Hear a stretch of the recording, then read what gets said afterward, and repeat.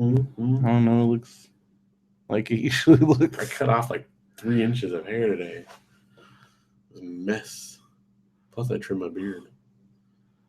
I need to get a beard trimmer that actually works.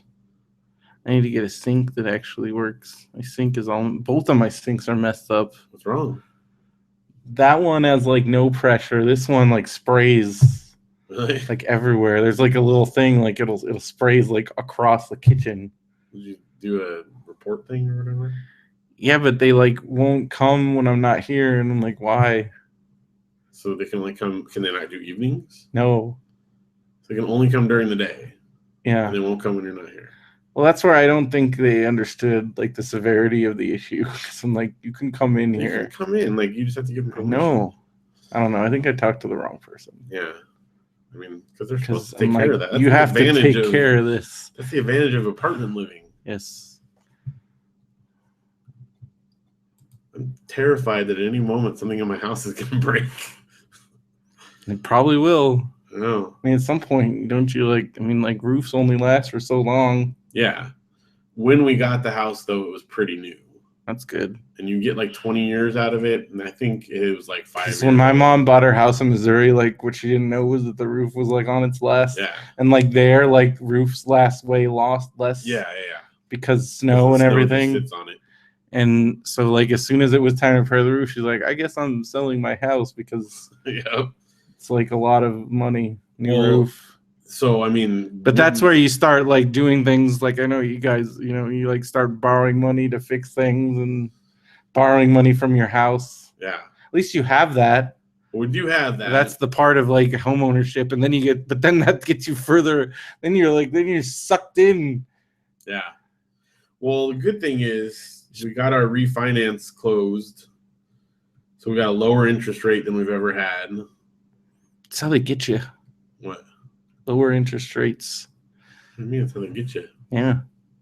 It's a good thing. But then good. But don't you like? But like every time you do that though, isn't it like they like let's say you do that again? Yeah. Like they just and then they lower your interest rate, but don't you have to like pay longer? Like when you redo it. No. How does that work? How does that help benefit how does that benefit?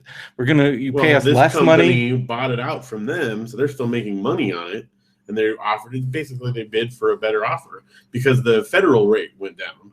Mm-hmm. So because the federal rate went down, they could offer us a better deal, and they bought it from another company. That's how. But then do you start over? You can. But like, how do you? But then like, if you get a new loan, then like, aren't you like starting from square? Like you don't like you. So let's say you've already paid like $100,000 or whatever on one loan, but then you get a new one. You're not borrowing the same amount of money. You're borrowing whatever money you still owe. What if you borrow lower? You can, like, so the that's how you get in trouble. Well, the last time then how do people get in trouble? Well, when you have to redo a roof and then borrow against it. So we're not borrowing any extra against it. We're not taking out additional loans. We're just getting a lower interest. That's what sucks. Like when you own a house, then you get to just like pay off all your bills because you lowered your interest rate, but then it's like to get to that level, like you have to like either like have like it's hard. You can't even get to that. Like that a house for me is like unobtainable. Because I don't have a down payment. I never will just have like $30,000. I won't even have $3,000 sitting around. I could barely make a $500 down payment on my car that I purchased. So making like a $30,000 down payment on a house, that is, you might as well just say like 30 bajillion giggly goop dollars.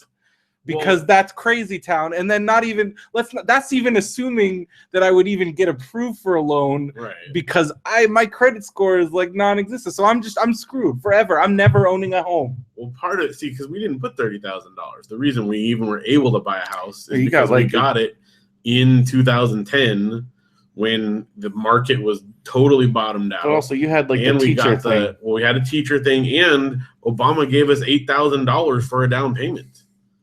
We got that like grant. Yeah, I don't get any of that. So we just got it at the right time. And you had good credit, decent credit. It wasn't that good.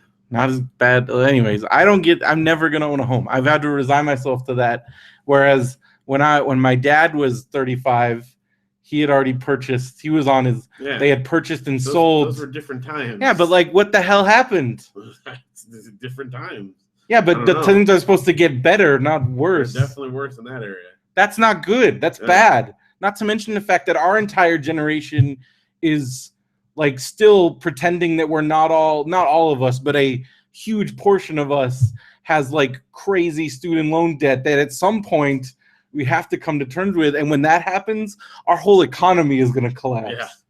Well, they're starting to introduce like certain, we're all screwed. What do you call them? Forgiveness things if you make a certain number of payments and stuff. But even that's not going to do it. Nothing's going to do it except at some point just utter collapse. Something, because we're all like when they're just like no more, because at some point you run out of like you can't push it off anymore. You run out of all that, and like once that happens for everybody that's putting up like, and then the boomers are dead, and like our parents can't help us, and like it's just us, and like we're the ones that are supposed to be taking care of our kids, and we have like I heard like on average it's like $40,000 plus. Yeah. Like so like. And when it's time to pay the piper for however many millions of people, and we're all barely scraping by because most people are, like, what's gonna happen? What is gonna happen? Not to mention, like, these are the same people, like people our age, like, so like let's say, like, I mean, for you have kids. This is a good pre-show. This is good. So your kids are ages 5 and 7. So that means like in 11 years. The first one, time for college. Can you even imagine? No. But see, I think at some point something's gonna like. That's what I'm saying. Something it's gonna break. It's gonna break. But what is that gonna be? Is it gonna break and they're gonna fix it, or is it gonna be the end of the like? Is that gonna be because that could be a catastrophic. I think it's gonna be the end of the university system as we know it. Well, it has to be. Yeah, because. What does it cost right now? Mike was telling me, you hear something, this is crazy. Okay. They stopped taking credit cards at Biola because of like, they said it costs, like the payment is too much money. So Mike was doing some math we were at dinner and Mike's like, okay, so think about this. Biola is telling me that they don't take my credit card because they won't pay. What's the average credit card, like especially if you're like at a bulk an institution of that size, you're not paying the 3.5% that like Joe Bob. You're paying like probably like Phil. I think Mike even got him to say, he asked the guy, how much is your credit card, because he was so pissed at the like whoever he was talking to at Biola, because like of course Mike's gonna put that on his credit card. So well now he can't, and it's a pain in the butt. But anyway, so he's like, how much is your percentage? And he's like, he got it out of him. It was 2%. So he's like, okay, 2%. And he got him to, he here's what Mike also did. He asked him, how much were you paying in fees a year? And the guy said it was like $9 million or something. So he's like, so do the math. 2% of whatever total money they're getting is $9 million. That is a crazy amazing. He's like, where is all that money going? That's so much money. That is so much money. That is so much freaking money. Because what does it cost for a year at Biola now? What is an undergrad year like at a private institution? I heard Biola's at least like 40 or something crazy. But then you're like, okay, but then so Mike was like trying to figure some things out because you got to wonder, like UC's it's very open where you're seeing like the average, like they did this study where like so at UC it's even like crazier in the open that like there is money, like nobody knows where this money is going at universities, Biola included, because Mike is like, I know how much the professors make here. I know how much these people make. Some of it's under, because it's a private school. They don't have to be completely, but he's like, there is a lot of money somewhere, a lot of freaking money. But then you exponentially that at like UC, but it's all in the open where like the average, so most classes now are taught by adjunct non-tenured faculty they get paid by the course, and it's like $5,000. That's like out there, that's a known thing. So he's like, if these are the people that are teaching our classes, this is how much money they make. This is how much. And then like like each president is making like a crazy amount of money. Like one of the presidents makes like over $1 million.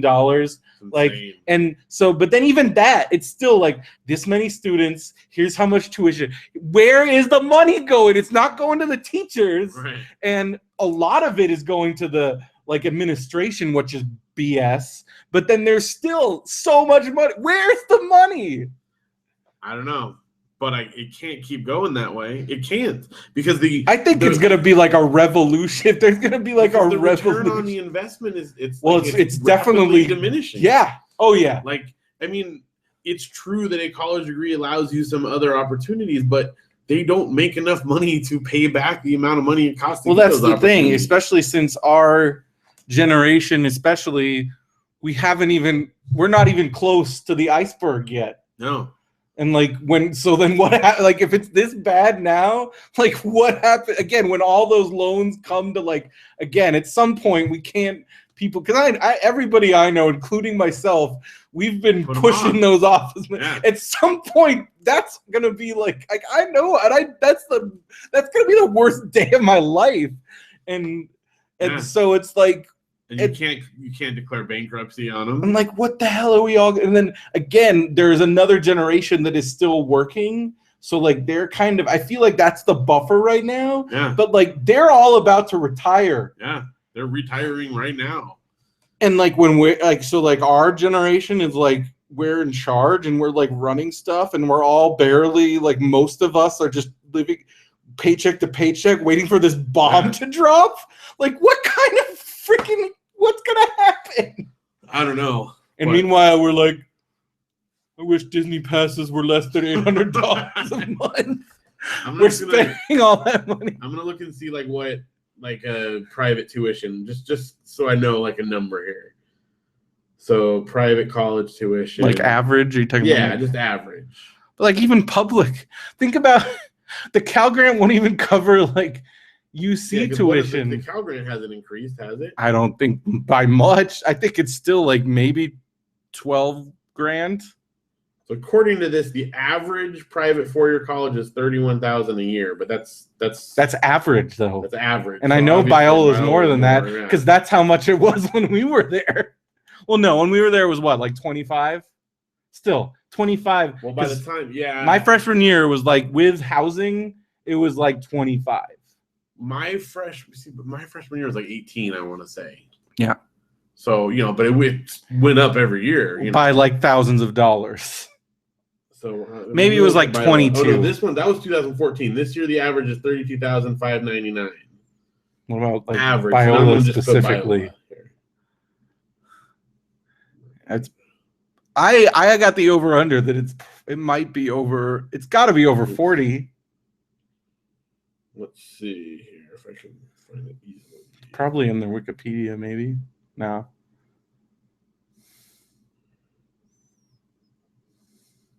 Okay, this is just from collegecalc.org, but it says 1 year tuition is $44,970. Yep, that's just tuition. That's what it says. Holy crap! But that's calc. I don't know. That's but still, That's just tuition. Oh, let me see here. Biola's got an actual amount here for me.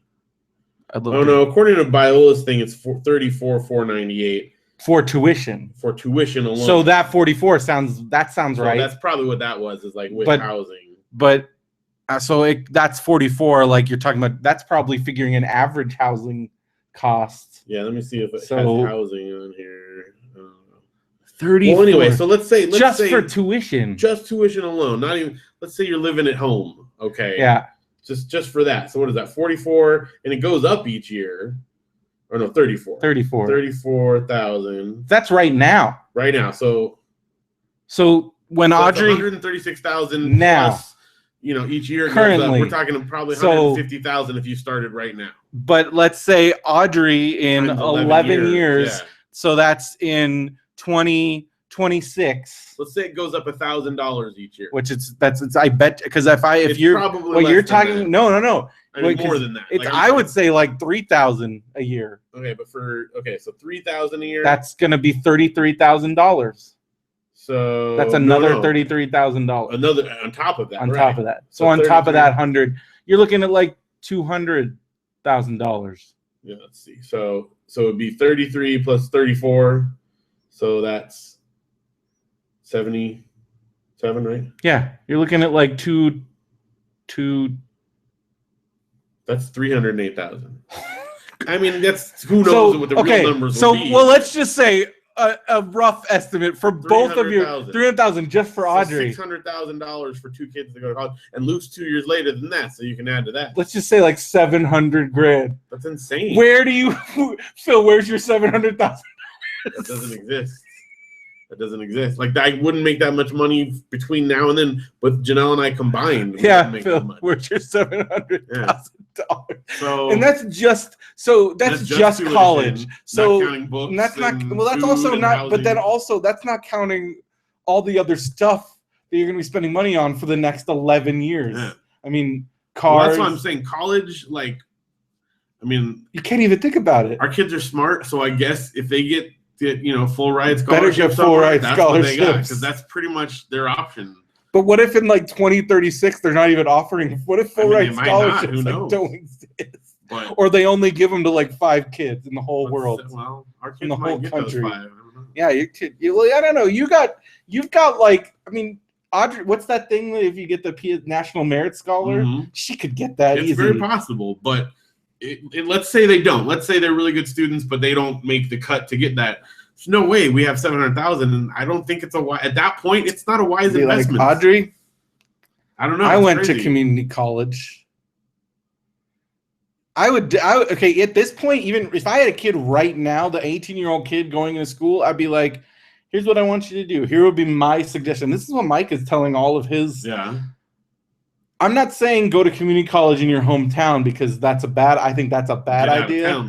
But get out of town and go to community college, but in state somewhere, so you're not paying out of state tuition. Right. Like go to Santa Barbara, go to Santa Barbara City College, go to something that it's but you're not paying a crazy amount of money because community college is still affordable. Right. And they've tried to make it's actually gotten more of because it went way up and then it actually. They finally realized like this is our last bastion of for not even poor people, for like most normal people. Yeah. And so I would say 2 years at least. And then but now that there's community college now that are offering bachelor's degrees. Is it really? Yeah, they've started they're doing a pilot program at like 5 community colleges. Oh wow. Where they're doing bachelor's degrees. I think Cypress is one of them. And so you could get a 4-year degree and not pay a freaking fortune for it. Well, and that's where I'd be like, that's a reason. But I think a big part of the college experience isn't like, because think about your classes in college, like some of them are good, but like the most of your growth at college happens because you're away from your parents and you're on your own. So going somewhere and then going to community college, you're having that same experience. Yeah. I mean, it might look different because if you're not living in a dorm. But you're still out there. Yeah. I think the biggest part, especially I don't know for you, but for me was just being away from.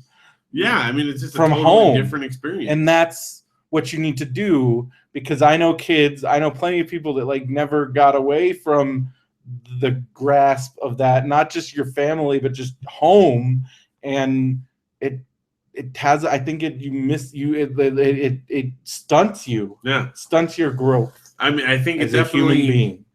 It makes you be. It forces you to be an adult. Well, just think about even throughout history, that's kind of the rite of passage of going on your own, being sent out to like on the hunt or whatever. It's the same thing. Just going out, being independent, and going out on your own. That's always been a rite of passage from youth to adulthood, and for our society, that's kind of called. That's it. That's the experience. Well, and it's kind of a cool like transition because you are on your own, but they hold your hand a little bit. You have a cafeteria that feeds you, and you're not going to totally die. There's a medical center that you can go to and mooch, free Tylenol from or whatever. There's stuff. You're not going to die there. I remember that semester where I was like not at Biola and I was on my own. And even in that Palacio State, it still was different. I'm like, oh, there's like they're like there's fewer like when you start cutting some of those safety nets, it is kind of freaky. Yeah. Because like I was like, I haven't gone to class in 2 weeks. This is not good. Because Right. like there's no like dorm mates saying, hey, you should get up or anything or any motivation. But it was still a good experience because I learned about living on my own and being, I don't know, not being a slob. Because you're in someone else's house, you kind of had to not be. I was living in a palatial state, and I had a maid, and so it was easy. Good times. I don't know. I don't know. It's going to be interesting. We gotta get going here. Yeah, we should get started. But I don't know. I just don't think it can keep going the way it's going. Well, no, because it's headed. I was just talking about it with my mom because she was saying some article where she read how much college is, and I'm like, oh no, this is not this. Yeah. The center will not hold. No. Like we're on a road to, and I mean, most politicians, I think at this point know that and like have been talking about it. I'm glad because I'm glad that they're not like burying their heads in the sand like some issues, because like this is going to be like, I think it's our generation's like this is either gonna freaking destroy everything or it'll be like the next whatever's next. Like I feel like it's gonna be this like well, because big thing. I mean, at the very least, private colleges are gonna, because public or state colleges or whatever, state universities, they're still ridiculous, but they're more affordable. So I feel like private ones are gonna go first. Yeah, but when you think about, look at what's happening in the UC systems. Like those students are about, like tensions are high. No, I'm not saying. I'm just saying. I think privates. I think they're going to go over the edge first, followed closely by those state schools. Yeah, I just couldn't believe like when Mike told me that, because he's got the figures and he's that's how much they're pulling in a year. And even I mean, if you multiply how much it costs by how many students they have, it's insane. Okay, because look, so Audrey, $308,000, what we said would be like for her. Mm-hmm. I mean, our rough guess. How many students are at Biola? Well, also he pointed out that their enrollment has actually gone. They hit their plateau a few years ago. They've gone down because they were going up every year. It's gone down. It's down to. He said they're down to 3,800 undergrad. They were at like 6,000, I think, at one point. When we were there, I feel like it was around 3. We were at like 3. Yeah. Okay. So 38. Maybe. So I'm just gonna do this. Maybe he said 4,000. I don't know. Okay, well I'll do 4,000 because maybe they'll increase by then. So that means my calculator on my phone can't even read the number there. Did I do something wrong or no? I didn't. That's how much money it would be. It's a lot of money. Is that? Wait, I'll do it on this calculator. Do it on there to make sure that I did the right thing because my phone won't. So what are we saying? Okay, so we said 308,000. Was I mean, that was our rough guess of what it might cost to go, and then times 4,000 students. That means in a 4-year period, they're making $1.2 billion. And again, so Mike had said that. So let's see. I just want to see if that kind of. I mean, that's our projection for the future. But like right now, okay, you can just do right now. Well, Mike based his math. Like you could do the math. I think you got to do it. We got to do a proportion here. No, but I told you Mike's figures was, he said he figured out that 2% of whatever number they're making is $9 million. Okay, so do that. How do you do? So do 9 million. But no, you got to do a proportion. You got to do if 2% of 9 million is X over 100. Oh, I see. You know what I'm saying? Well, yeah, but you could just say 100 times X equals 9 million. So you divide 9 million. No, 100. No, X times 2% times 0.02 equals 9 million. So you divide 9 million by 0.02. That doesn't sound right.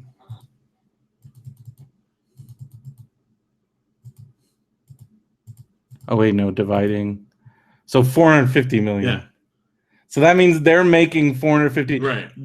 Based on that number. Where is all again? That makes sense too, because if you say 30, what do we say? 34,000 is what they pay right now, and there's 4,000 students. That's 136 million. I think there's. So I don't know. I mean, we're doing round crazy numbers, but it's somewhere in the hundreds of millions of dollars. Where is hundred? You go to Biola, find me hundreds of millions of dollars. Plus, if you think of all the fundraising they do, yeah. On top of that, yeah, because people give tons of money, donate their estates, where the F donate scholarships, and again, this isn't just they got that once. This is a yearly. Right. That's ongoing. Where the F? Well, that's for 1 year, yeah. And again, that's right, because that, and then if you multiply that times 4, that's where we got that. Yeah, for one. Yeah. Okay. Again, so that does pan out. Yeah. That does pan out. It does. So we're that not figure. Off. We're not off. That's about right. Where the F That's crazy. Is all that we money? Just blew the roof off of the college conspiracy. Well, why do you think Mike is so pissed that he's paid? Because he's like, here's how much, and we just did undergrad. Yeah. Then once you get and Mike's in Talbot, so Mike's like, why am I paying this much in tuition? And they won't even. And now they're too cheap to spare 2%, but they are losing $9 million that they're losing. I mean, it is a lot to credit card fees. But that also means they're making a lot. Well, that's why he figured it out. He's like, wait a minute, and so he did all this math, and it made him even more upset because he's like, because he's getting his PhD, and he's like, he figured out how much it's gonna cost, and he's like, I'm like this. I'll never pay that money. Like that's just. Yeah. Like whatever money, but he's like, but then the bigger question, where is the frick is all that money going? Well, then again, if you look at it, I mean, so he's getting his doctorate, right? He already has that. What is he getting now? What's PhD? Is that doctorate? Yeah. Okay, he's getting that. Yeah. Well, it's either one. Same thing. Well, he has a master's. Right. So the next one is a doctorate or PhD, same thing. As far as I know, anyway. No, you're right. So, what is he going to do with that? Is he going to be a pastor still, or does he want to teach? I don't know, because he's teaching right now, and he's. Well, so maybe he needs to get into the university game. Well, he's doing online school, but the teachers don't. I know like they're not making what they should make if the school is making $450 million a year. Yeah, not even close. There's just no. Where is all that money going? And there's no jobs. Do they just have bank accounts full of like crazy amount of money? Are they sitting on all that money? I don't know, or they're just paying it out. I mean, the administrators. Who's making? Think of all those deans and stuff that sat around and told us to dream smaller. It's because they didn't want us to spend their money. That guy probably. Well, think about that dean. He probably made at least 100, 200K. Oh, at least I'm sure. Clyde probably taken in like. Regular teachers make almost that. I mean, now I realize that was a few years ago, but. Yeah, well, I did find out that our teacher that did nothing in Cyprus made like $100,000. Yeah, I mean, so dude, they're getting paid a lot, but even still, that still doesn't matter. That still doesn't add up. Like even if your whole faculty, how many faculty are in a school? Like how many professors are at a school? Like maybe 100. Okay, so 100 times. 100,000 is $1 million. It's $1 million. That's $1 million they're paying for their staff. So where's the other 400? Right, that's not even like a tiny percentage of it. And even like upkeep on the buildings, maybe that's another $1 million. Yeah, even if it's 10 million, it doesn't even come close. Where's all the money? Even if they're spending 100 million on that, it doesn't add up. Not to mention, as you said, schools fundraise a ton of money, and you know those old biddies and endowments tons of money and all that other donating stuff, their property and their houses and their estates. Yep. And they're putting them in their will. What is our school system? Something is up.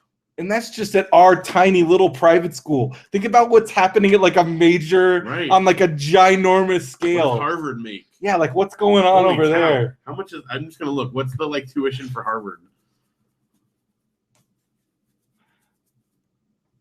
This is crazy, dude. I'm telling you, we've blown the roof off of it. I don't need school. This is it.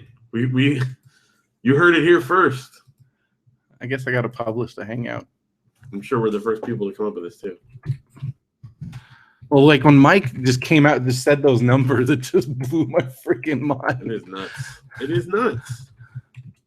Because again, think about this is an education that I'm not doing anything with that degree, and I'm going to be paying for that for the rest of my life. Yeah. And I didn't even graduate from there. Well, yeah. But like none of my bachelor like what the heck? Harvard is $45,278 for tuition alone, $60,659 for tuition, room, and board. I think Audrey could get into Harvard. Yeah, but I mean, I So guess 60. So double our Biola figure, Yeah. basically, and that's how much Harvard costs or is going to cost for Audrey. And how much does no, that's right now. That's how yeah, much but it even costs. we came up with for her it was like $300,000 Right. for Biola. So double that. So Phil, where's your $600,000 just for her? 1.2. What if they both go to Harvard? Well, they better get some good. You better. They get to go to Harvard because they're like running Harvard. Because that's going to be basically it. Let me see how many people go to Harvard. Holy cow. Okay. 21,000 people. So time 21,000 by how much? My phone won't even do it. Okay, we're going to do that. And that's just from tuition. And this is where there's all these students being like, where the F is all this money? Times 45,000. 45. Oh, wait, I'm trying to do that. 21,000 times 45,000. So they're making 945. They're making almost $1 billion a year just off of tuition, not counting fundraising, and that's not counting the housing and the food and all the. Because they're making money on all that stuff too. Where the F is all that money going? I mean, that's $1 billion. All their buildings are old. Yeah, it's ivy upkeep. That's big. As a landscaping aficionado, I can tell you. Like let's say how many teachers? Let's say there's 200. Let's say there's got to be more. Let's say there's 500 professors. 500 professors, and they each, even if they each make $1 million a year, that's still 500 million. That's $445 million. And we know there are not 500 professors making $1 million. No. Let's say there's 500 professors making $100,000. That's $500,000. Yeah. No. $5 million. $5 million. Yes. So that means there's 940. More realistic. We just made it more realistic. Made it that there's $940 million floating around at Harvard. And the Harvard students that listen to our podcast. Because I'm sure there's a lot. Find out where the money is. Where's the money? That's crazy. I mean, we're playing it fast and loose with the numbers here, but these are pretty good estimates, I think. And these are huge numbers. Yeah. It doesn't. How much do you? Okay, let's say it costs $100 million to keep up that university. That's still hundreds of millions of dollars. And again, they fundraise like crazy. Right. What is happening? Because all their alumni are paying stuff. Now, I guess, Harvard graduate. Is this what happens when people are like, well, I'll just get student loans because we're dealing with. This is monopoly money. Yeah. And this culture of we can just get student loans has caused, because they're like, what? They're getting student loans. They don't care. We can just charge them whatever we want. Because it's student loans or it's whatever. We don't see this money. This money doesn't exist. Right. It's freaking funny money. And this is what happens is now college just costs is this what this culture created? Well, this is. And if you figure from Harvard, what you're going to be a lawyer, right? Yeah. So you're not just doing a 4-year undergrad. There's graduate school and stuff, right? To do all that. So you're talking, if it's $45,000 you're talking hundreds of thousands of dollars. $400,000. They said the average, if you're a doctorate, the average doctor carries $250,000. And then people complain because we were charging so much to go to the doctor, but they also have that much student debt. So that's why our healthcare costs are up so high. And because the administrators at colleges like this. Well, we haven't getting into healthcare. We're not even, this is without the insurance companies. Yeah. Factor that all in. Screwed, dude. Everybody's getting screwed. Because again, once you deal with these crazy money that we're getting, I'm this isn't this money. It's just again, it's monopoly. It's funny. Yeah. It doesn't make any. So they're just charging whatever the heck. Yeah. This is the same reason why hospital bills are just they'll just charge whatever because it goes to your insurance, and they'll charge whatever because of student loans and whatever. Because basically, I mean, 1 year at Harvard is what an average person could make in a year right out of college, right? Yeah, that's an entire year's salary. Working full time, 40 hours. But also, and that's the other thing that drives me crazy. When they when they calculate your income for things for student loans and all that stuff, they act like you just have that money sitting there. Oh, you make this much money, so you can pay this. Right. So they act that you're not spending the money. It seems like it's weird. It makes it sound like you're not spending the money that you make It's like, no, I don't just have that sitting around. Like, right, you've got stuff to do. Like, that's the other thing. Like, that never made any sense. Like with the EFC, the expected family contribution. It's like, well, I make this much money, but all that money goes right back out. Like, people like, is it operating on this like old money system where they think that like these people are just bringing in this money and they're not spending anything because they're like these rich old families? Right. Is that what this whole system is based on? Because like, when are we going to realize that like people, like most of the money I make goes right back out to pay for like not like basic, like my rent and my food and my medical care and all this thing. Yeah. It's not even like, it's like most people don't just not like money that comes in like goes right back out. And I don't know. I feel like that's still something that like because our lawmakers are all these rich, crazy rich people, they're not even thinking about this. Yeah, it doesn't even like register. It feels like that's where we're at now with like policy, and because it's a bunch of freaking crazy rich people that just don't even know what paying bills is like, because they have like someone that takes care of that just does it, and they never even see bills. Yeah. So they're like, oh yeah, we can raise the price of this much money, or we can do this, and not even take into consideration. And I think that's what is messed up about everything, is like we let our representatives, the people that represent us, aren't us. Yeah. And have no idea. Like they say that they do, but they don't.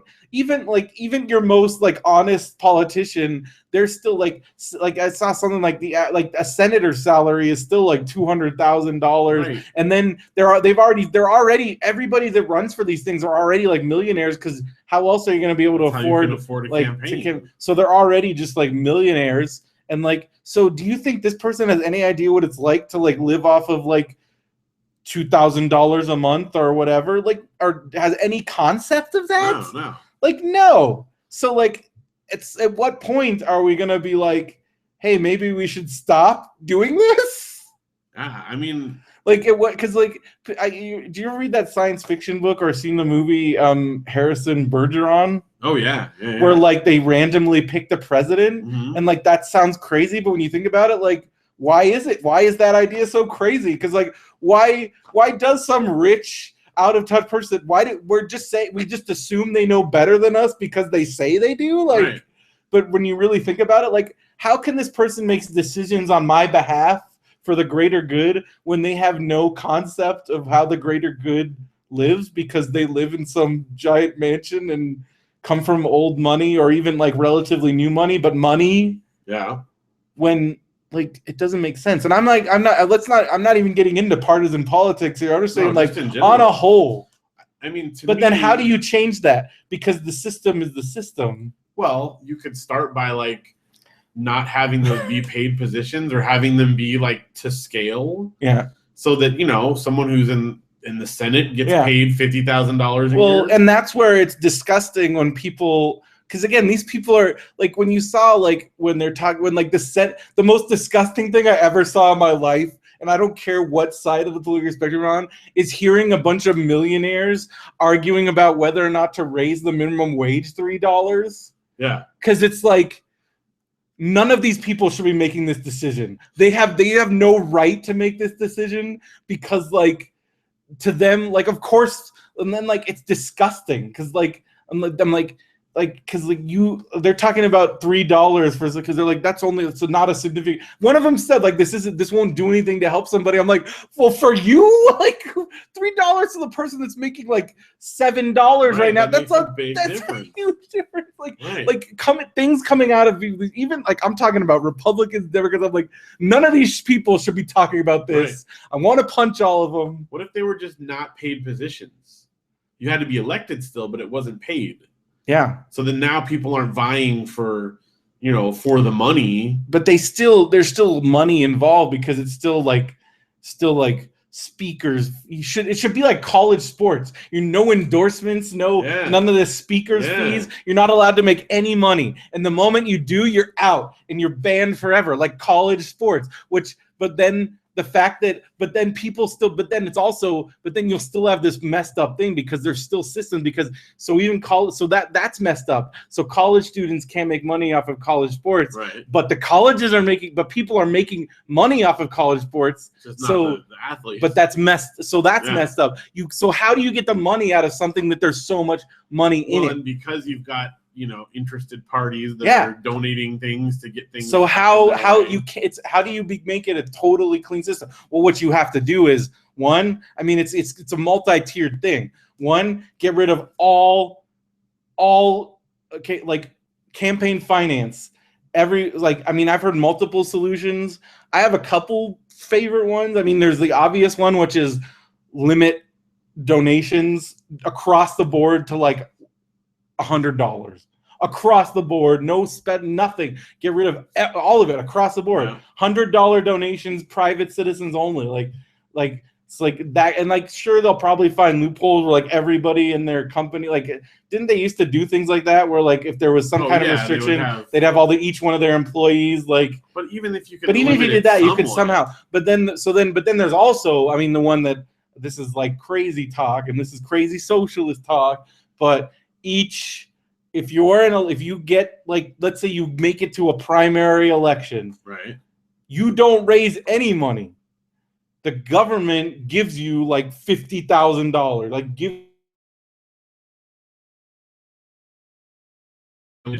so it already puts everybody on equal. But people are like, you can't do that because that's tax dollars. I'm like, well, money's coming from. Our money's going somewhere anyway. So, but like, at least it would put everybody on the equal, and it's like super limited. So you can't buy like 8 million hours of television ads, like, you know, that the super PACs are doing or whatever. Right. Like, just take all that. So it would have to be some kind of equal thing where like everybody is somehow putting everybody on an equal platform. Just limit how much you're allowed to spend on it without giving them money. Just say like, you know, like you can only spend, you know, campaign finance limits. I mean, those bills don't make it. Well, because of who's voting on them. But again, and so that's where it's like, how do we like legally, constitutionally change this? Because the very system that we're trying to change would have to change. Yeah. And they're not gonna. So it would take like electing crazy third-party candidates that legitimately want to like be like, hey, I'm here to just do this and not make money. But then how many? System, that's never gonna happen. It's never. So it's a whole catch-22, and we're all screwed. We're all screwed. Maybe this year it'll happen. Maybe this time. Yeah, because that looks like it's gonna happen. But maybe if Trump gets in, and everyone realizes he's an idiot. If Trump gets in, and there's total. Like if Trump gets in, I would actually. That's what I mean. Like maybe there's enough chaos if that a Trump gets in, can do it. If Trump gets elected, there might be like an armed revolution. I just mean even if he gets into like the finals or whatever you call it. Yeah, but if he gets into the finals, it's too late. No, but I'm saying maybe that causes enough chaos that a third party person could make it. No, if Trump makes it to the finals, he'll probably get elected, and then we're screwed. Well, that's just crazy talk. Well, that's the whole thing. That's the whole point. We keep saying that, but he's still progressing. I know. If people were really serious about it, and it's at some point, South Park was just making this. At some point, it's gonna be before we even know it. Like he's already like in the office. Like I just don't understand. I don't understand. Nobody does. I'm okay. I'm gonna throw it. I'll tell you right now. And this is where again, like we are at this generational crossroads where maybe eventually this will go away. But right now, it seems like he is rallying. It's a lot of racists and a lot of very. I mean, he's somehow managed to galvanize a whole bunch of rich, racist, and also somehow rounding up the misogynist vote because he really hates women, and that has not stopped them. Yeah. And so I don't know who these people are, but it seems like somehow. But I don't know. I feel like at some point you're right. It's got to stop. But I feel like again, this is a like moving train, and at some point when we're all like, all right, it's gonna be too, because that's the thing. It's the joke on South Park that they've been doing this ongoing thing where it's like at some point it's gonna be too late, and then it's. But what could I mean? How Well, our show right now. Stop it, guys. But none of our listeners are doing that. I think we're good. I don't know. Who knows? You publish the hangout? Not yet. Crap. I'm supposed to go to bed in 45 minutes, Phil. All right, we better record fast. Don't even say that. Well, I'm just like, start right now, as soon as you get this published. What have we been doing? Did a good pre-show. We had a lot of pre-shows, so we have to do everything else rapid before. We will do it rapid tonight because you got to get to bed. I don't know.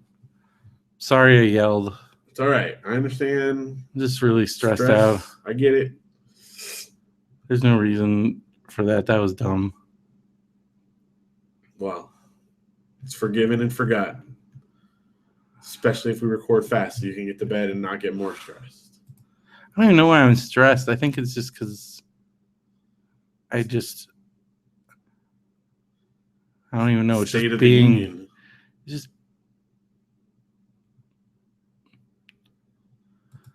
I guess I'm at the stage of working where I'm like, all right, I'm working. I'm like, if I lost my job tomorrow, I'd be screwed. Yeah. And for some reason, I just think about that constantly. Well, don't. How's it going? Fine. Fine is good. And trouble on Friday. What now before? It was like 5 o'clock, and I'm off at 5:30, and I was playing, and like I hadn't taken my break, so I'm like, I'm gonna take my break now, and I was playing Nitro Type, and my boss was like, you're not supposed to be doing that. I'm like, it's my break, and he's like, even if it's on your break. I'm like, nobody told me that. You can't. People are. He's like, not on the company computers. I'm like, okay. First of all, and I didn't want to. I'm not gonna be that guy, but like everybody, I just got caught. I guess, but you know that feeling when you get caught. Yeah. And like I hate that. Oh, it was like the worst. And I'm like, I'm not even doing anything wrong. But I feel like I'm like, it ruined my weekend. It ruined my whole freaking weekend. But it's your break. Like, I know. I guess on a company computer. And I know he's gonna tell Curtis, and Curtis is the one. I shouldn't even be saying any of this stuff because this is on the Hangout. But at least I don't know, whatever. But like, he's the one that like gave me that whole lecture.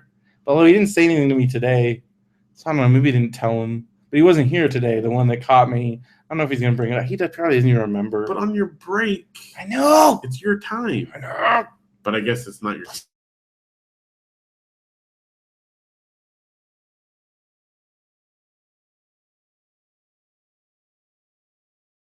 Your time. It's my They time. can't tell you what to do on your time. Oh, it's stressing me But out. they can Not restrict, even I guess, that. what you use. And then I don't know, like that insurance is like such a ripoff, and like there isn't any other options. And I have to have the stupid insurance, and I lost my contact, and I don't have vision insurance, and so I looked up how much it is to like buy my contacts online. It's a lot of money that I don't have, so I'm gonna be wearing these scratched up glasses. You can get cheap glasses though.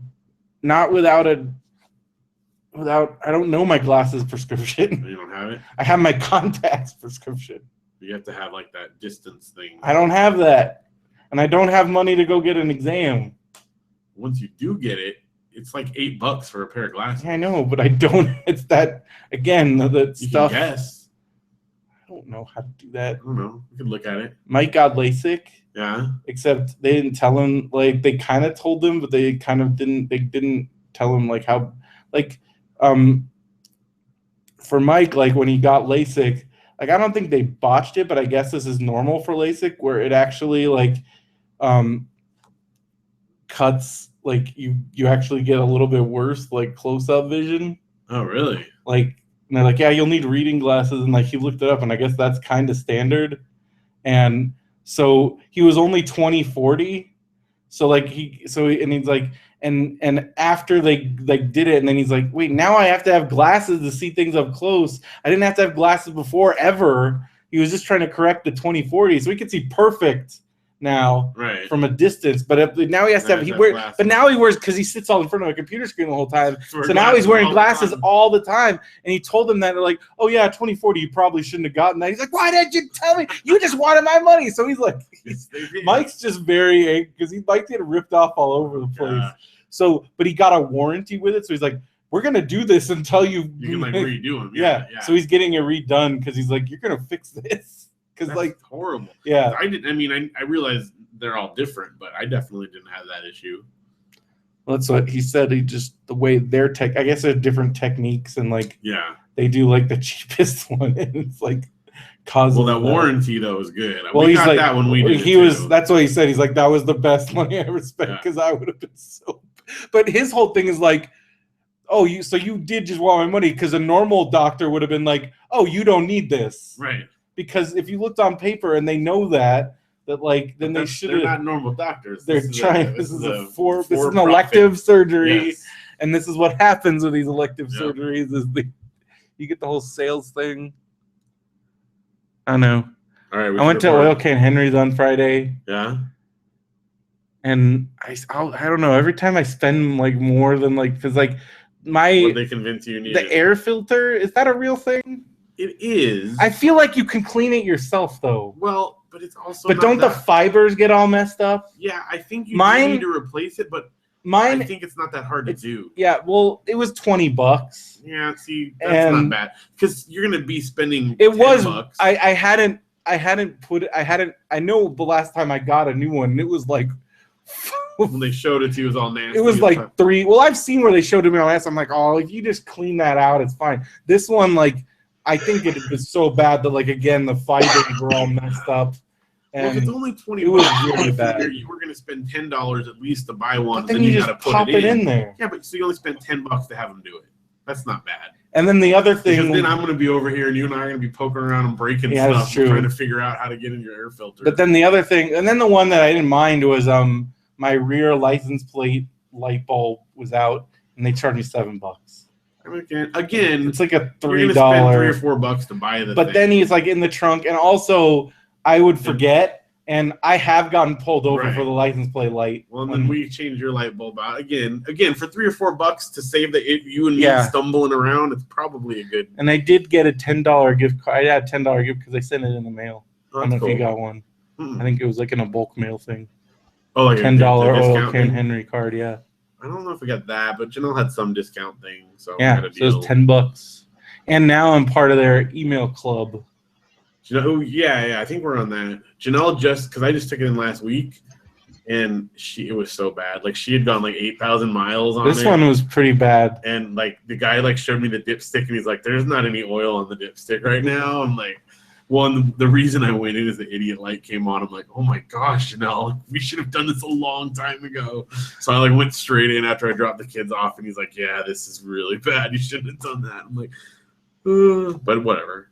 It's also like you get like the guilt. It's like that Seinfeld episode. Like, oh, you should take better care of it. It's like going to the dentist. It is, but at least Oil Can Henry's is less. They're way less. Jiffy Lube are just like straight up a-holes. Yes, I hate going and stuff like that. Like 2 of the times I've been there, they've messed up my car. Like somehow. Whereas Oil Can Henry's, it's all on, like you can watch them on video. Like I feel like they're pretty. You might pay a little bit more, but man, it's worth it. Because this podcast sponsored by Oil Can Henry's. Well, it's true because my parents have had that where like they went to Jiffy Lube and then they didn't like put the oil back in and it burned their engine, and it's like. I had one. They broke something on my car. Oh yeah, they just like they broke the like oil the cap. And like I had to get a new one, and it was like $15. Yeah. They're not paying for that. No, because they're like, oh, like the next time they never said anything, and then I go to the next place because I've rarely gone to the same place twice just because I move around so much, and I'm always finding whatever had the deal. Right. You know, so I go to the next place. They're like. Did you know that it was missing? It was just gone. That's what it was. They just didn't put it. No. You're like, I know, I didn't.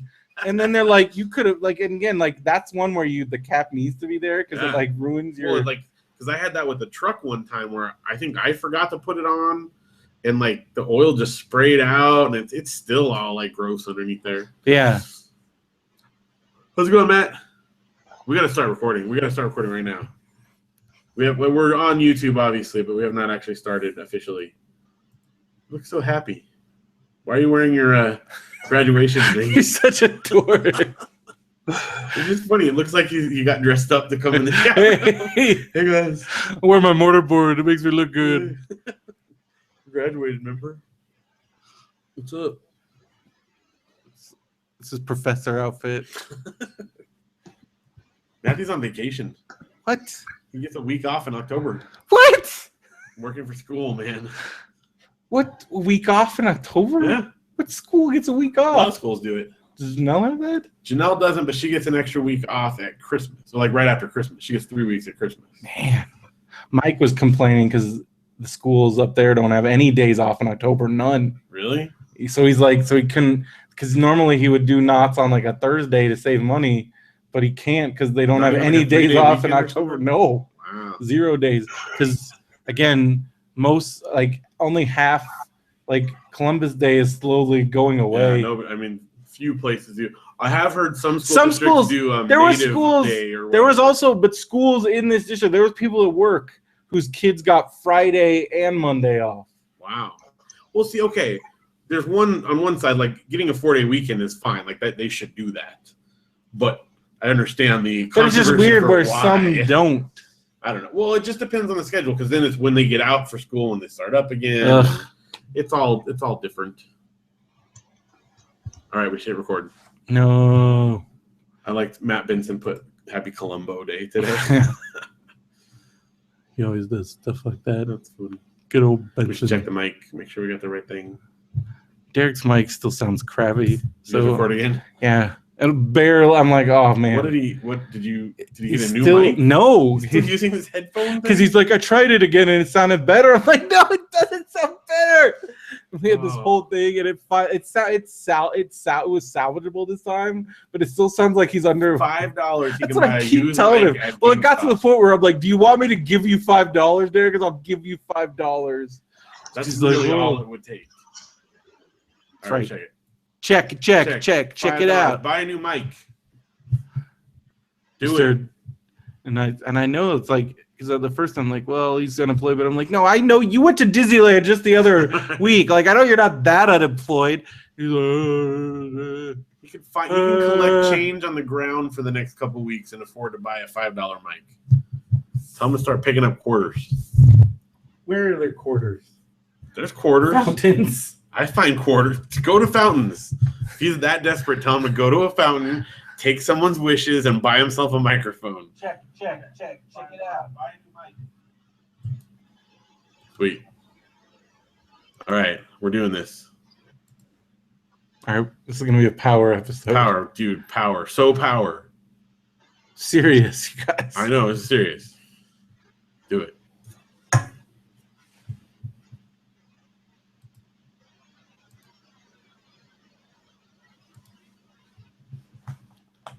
Hello and welcome to another episode of Radio BrendoMan. I'm Brendan Creasy, And I'm Phil Vecchio. and you just got back from a vacation. See, okay, we're going to talk about this. A briefly. vacation is when you stay away from your house overnight. I think it's a weekend away is not a vacation. It's a mini vacation. Plus, we stayed on someone's floor. Fine, it's a mini or a vacation. mini vacation. But that being said, I've been meaning to say this on the show, but this should not be a surprise because I've done this since like long before I was married. Every second I got a chance to at Biola, I went on road trips. We went camping. We would go away just for the night, just to like go out to Rainbow Basin or something. It's not new. Yeah, but then you just leave me by myself here in Ukaipa. Well, you could come. You didn't invite me. Well, we slept on my parents' floor this time. I would have slept on your parents' floor. There was no room. Okay, so let me tell you where we stayed here. We went down to, they had this little trailer thing in their trailer park. So why did you go if we were just sleeping on the Well, we floor? didn't know. Sometimes they've gotten them and they're bigger. This one was like a little single wide. It was like the size of an RV.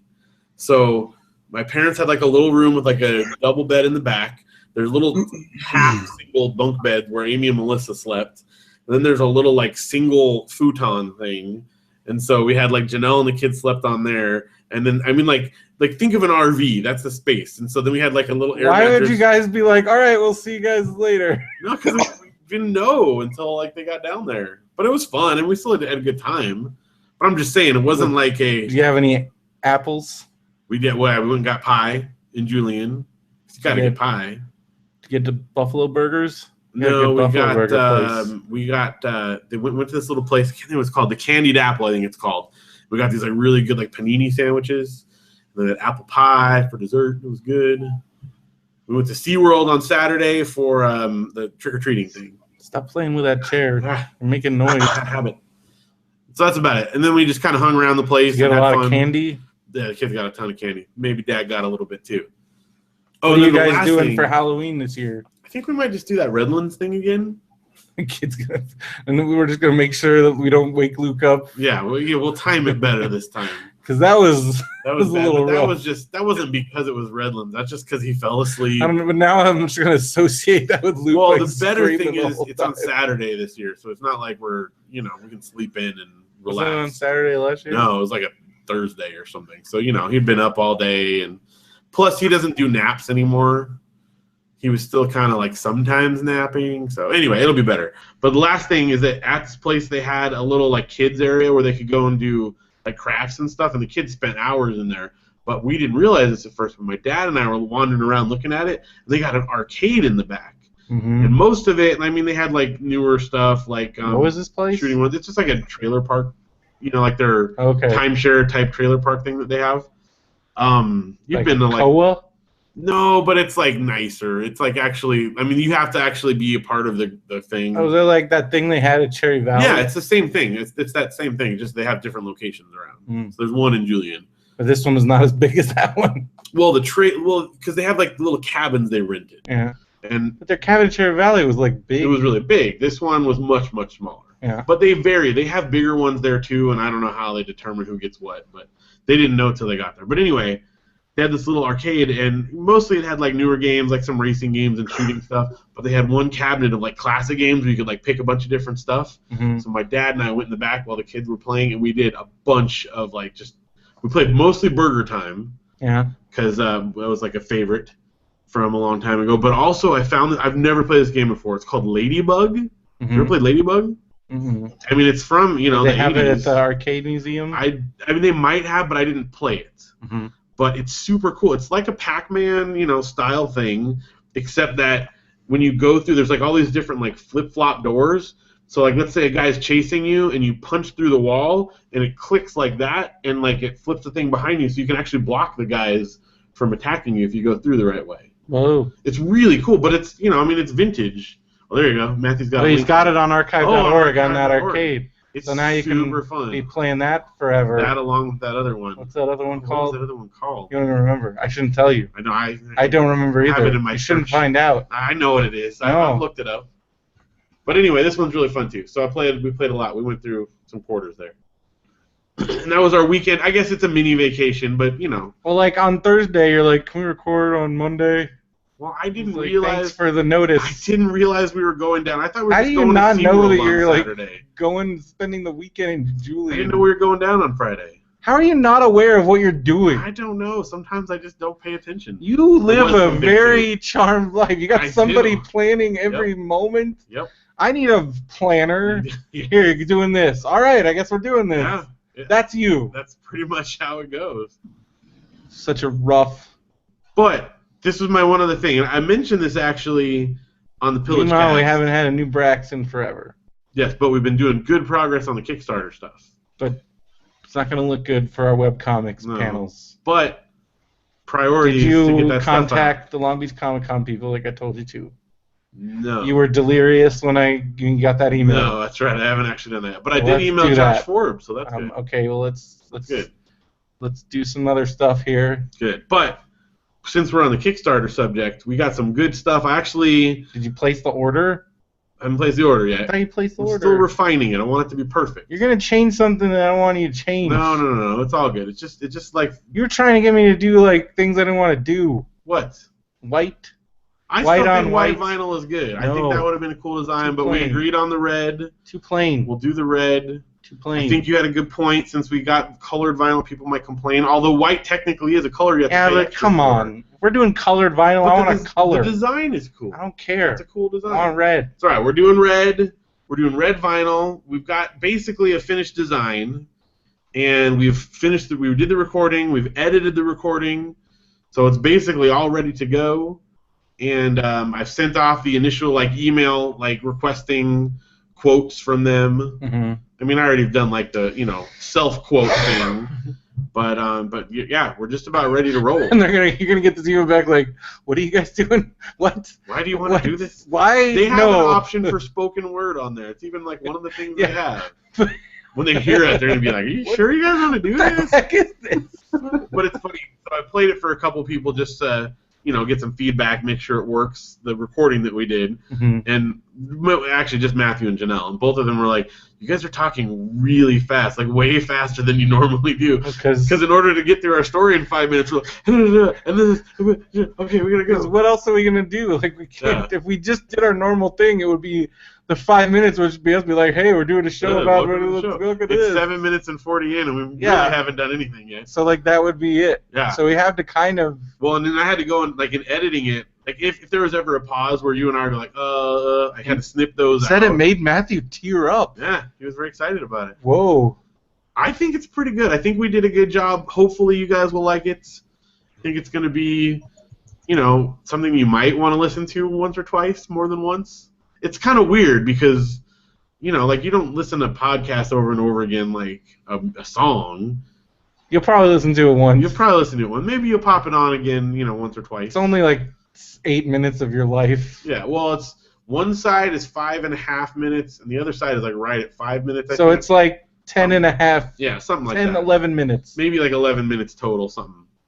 It is amazing seeing this dream. Yes. Because this is a dream we've been having forever. When I told Mike, he was like super stoked because he didn't know about it. So I'm like, we're making a freaking record. So last thing on the Kickstarter, then we got almost everybody now is sending their surveys, but there are like 4 people left. So if you're one of those 4, we're gonna start naming names. Well, I'm not gonna name them all, but Brian Jessness I know hasn't done it yet. Come on, Brian. And you're all over. I know you listen to the show. I know you can. There's a couple other people that I'm not sure how regularly they listen. I'm gonna contact them, but I know Brian does. So get on it. Oh, and Craig from the Res. Brian and Craig from the Res. Yeah, what's going on with Craig from the Res? So you guys got to get those in there. Oh, and then the other thing that's right we've been working on this week is we got the ringtones. They're not all done. Yeah. But Matthew's been working on our ringtones, and there's some good stuff in there. Oh no, I don't want to hear. Oh, Matt, you gotta play those for you after the show. Maybe if I remember. No. Because I have a couple of them to show you. There's some good stuff. We got some ringtones and also some new. I gotta go to bed. Some new text things. So let's get down to it. All right. We got a lot of reader mail. Reader mail time. Mark Bolton says, "Hey guys, Mark Bolton here. Phil, any word on you being on the Two Dudes and a NES podcast?" You know what? I'm glad you brought that up because I need to bug those guys some more. Yeah, bug them. You're like their champion of that thing. I know. I've been like dedicated on playing this game. Although now that they switched over to a separate page, I haven't done it as much. They switched over to a separate page? Yeah. They made like a separate page just for the game.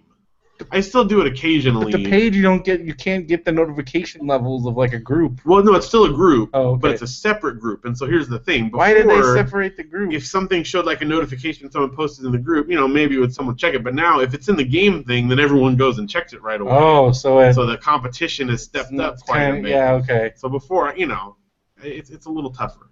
But I'm still in there. I don't know. I got to bug those guys. The thing is that the way that they did their Patreon is if they had people pledge at a certain level, they get to be on the show, and so they have to prioritize the people. I would never do that. It's definitely not an option that we're gonna do. Because although we do have one. Oh, you do. I'll tell you about this. Wait, what? Wait, what? Well, Pullo. What? Oh. Pullo, who's done 200 the last couple times, but we couldn't travel. Yeah. I asked in the survey, like, what would you like to do? What can we do, to do it? And he said he'd like to be a guest on the show. Well, that's cool. I think cool. That works. But like for total rando, like I can't even vouch for. Like I can vouch for Pullo just based on the conversations we've had with him.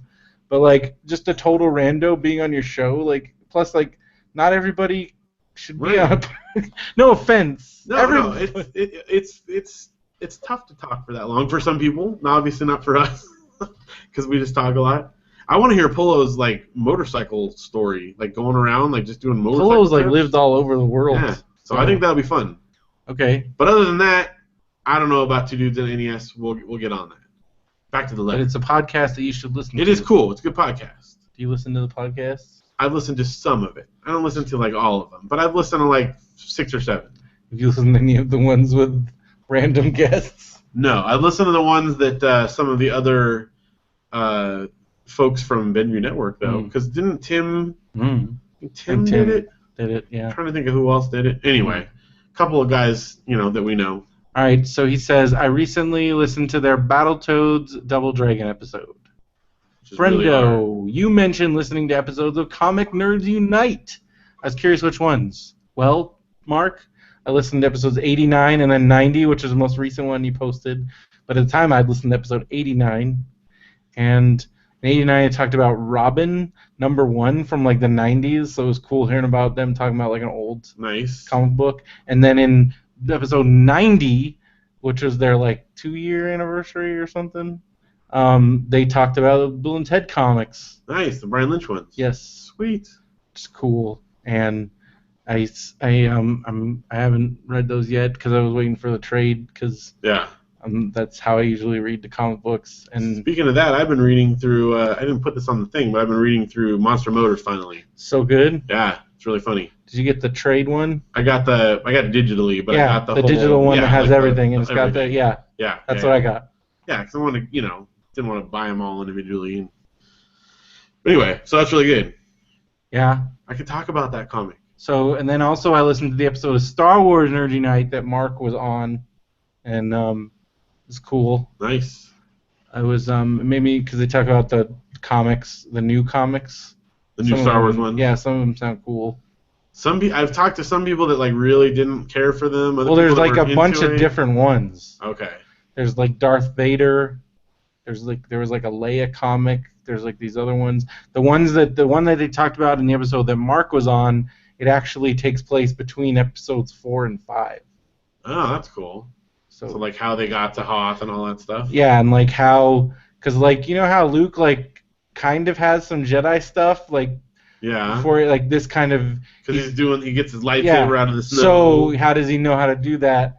Well, in these comics, he goes on this whole journey to find. He sneaks back to Tatooine and gets Ben Kenobi's journal. Interesting. And then he like learns things from the journal. Huh. And then Leia and Han are like off doing stuff. They run into one of Han's actually ex-wives. Really? Yeah. Huh. Seems pretty entertaining. Okay, I haven't read it obviously, but when you said he goes back and reads his journal, I just got this whole thing of like he's skimming through and Obi-Wan's like, oh, so-and-so, said hi to me again today. I'm going to use my Jedi mind trick to get her to go out with me. Like, is it all just reading his diary kind of thing? Maybe. I don't know, some Jedi journals. It's like the collective wisdom of the Jedi. So it's not just his diary. Well, it's his journal. I mean, I don't know. Maybe I don't know. This kid Luke today. What a whiny brat. Well, like, what would his journal be like for most of the time? It'd be like hanging out in Tatooine, pretending to be a crazy old hermit. I freaked out the locals today. Doing a good job being a hermit. Yep. Empire hasn't found me. A lot of sand. Still no Empire. Lots of sand. Kenobi out. That's how Kenobi signing off. Played some of that robot chess with myself. The computer's not very good at it. I wish I had those droids around so that I could play chess with one of them. Now, if you were a Jedi hermit, you would just lay around and do nothing because you could just move it. You get the remote control. Be like, just lay around. Saw that C-3PO in the market today. Pretended I didn't know that. Pretended I didn't. Just kept my head down. With him a bunch. Yeah, that's some major plot holes. We can't get into episode 1 right now. But man. Oh yeah, crap! We can't open that black hole. No. I was about to make a midichlorians joke, and I would have just. You could say one midichlorian joke. That's it, though. You're limited to one midichlorian joke per According to Lucas, he would have been like, practice my midichlorian, relax my midichlorians, or whatever they do. He just gets like a cheek swab and like tests his midichlorian. Testing my count. Yeah. Count is stable. What if he's like Jedi diabetic and he's got to take midichlorian shots every day? I'm on low MCs. He's got to eat some of those Yoda sticks, to get his midichlorian counts up. But drop it. They got low MC. He's hypomidichlorianist. Wait, hypoglycemic, hypomidichlorianic. Yeah. All right, that's stupid. Couldn't even move the TV remote. Losing my powers. Kenobi out. Yep. Kenobi out. That's the episode tonight, by the way. Kenobi out. Stormtroopers gave me the eye. But it's because I just wear rags and smell bad. He's basically a homeless guy in that first. And he lives in like an igloo. He lives in like an igloo in the desert, and he goes around in like ratty old robes. He's a homeless dude. Scrapped, and he just fights sand people for fun. Yeah. He like makes weird sound to scare him off. But sometimes if he's a Jedi, I don't think he just gets bored and he's just like, all right, we're gonna throw down. Wasn't that a thing in one of the prequels? Didn't he fight him? No. I can't remember. Okay. Who knows? Let's get back to Mark's letter here. All right, well, I hope that satisfied your answer to what episodes of Comic Nerds Unite I listened to. So, guys, I, too, recently watched most of Twin Peaks. Okay. It's an amazing, groundbreaking show, groundbreaking show. Groundbreaking. But I petered out about 5 episodes toward the end. Yeah. Uh-huh. I think the guy who played Laura Palmer's dad would make a great Joker. That would be Ray Weiss. He acts out crazy real good. Yeah, he does. It's pretty good. I think it's great. I know exactly what he means. I know what you were talking about earlier. I haven't finished it yet. You can tell when Lynch left the show. There's still good stuff. I'm going to finish it, but once they solve that mystery, now it just feels like they're trying to recapture something, and it's like, well, you guys already solved it. That's why Lynch didn't want to solve it. They made him. Yeah, I understand why. It's still interesting. It's still crazy and weird. Well, once it's done, then you got to watch Firewalk with me. Yes, I will do that. But, I don't get time to watch them too often, so I'm going through slow. You should watch some other David Lynch movies. I'm really glad the Pen Pal segment is so popular with people. It is. Here's my response to Denver and TLD. Not The Last Dinosaur. I'm more of an ice cream guy, more than a novelty frozen guy. But chipwiches are my favorite of that ilk. If I were on my deathbed and could only have one more ice cream dessert, it would be this. In Bloomington, Illinois, there's an ice cream place called Carl's. Yes. They make their own ice cream, and my fave flavor is chocolate raspberry brownie. Ooh. I get that in their chunky shake, their version of a Blizzard, with Reese's peanut butter cups. You lost Phil. You lost me there at the peanut butter. You got me. I'm all over it. Feels weird. I would have. The rest of it sounds good though. So Denver and TLD. Not The Last Dinosaur. You don't have to do that. It's the thing. But I like to do it. If you could befriend one celebrity, who would it be? Also, what's your favorite John Candy movie? Hashtag letting them cookies cool. Nice. That's some good questions. I'm curious to hear. What is your favorite John Candy movie? My favorite John Candy movie? Oh, that's tough.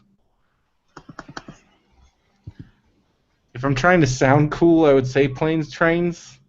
But if I'm being honest with myself, it's Uncle Buck all the way. See, those are probably my okay.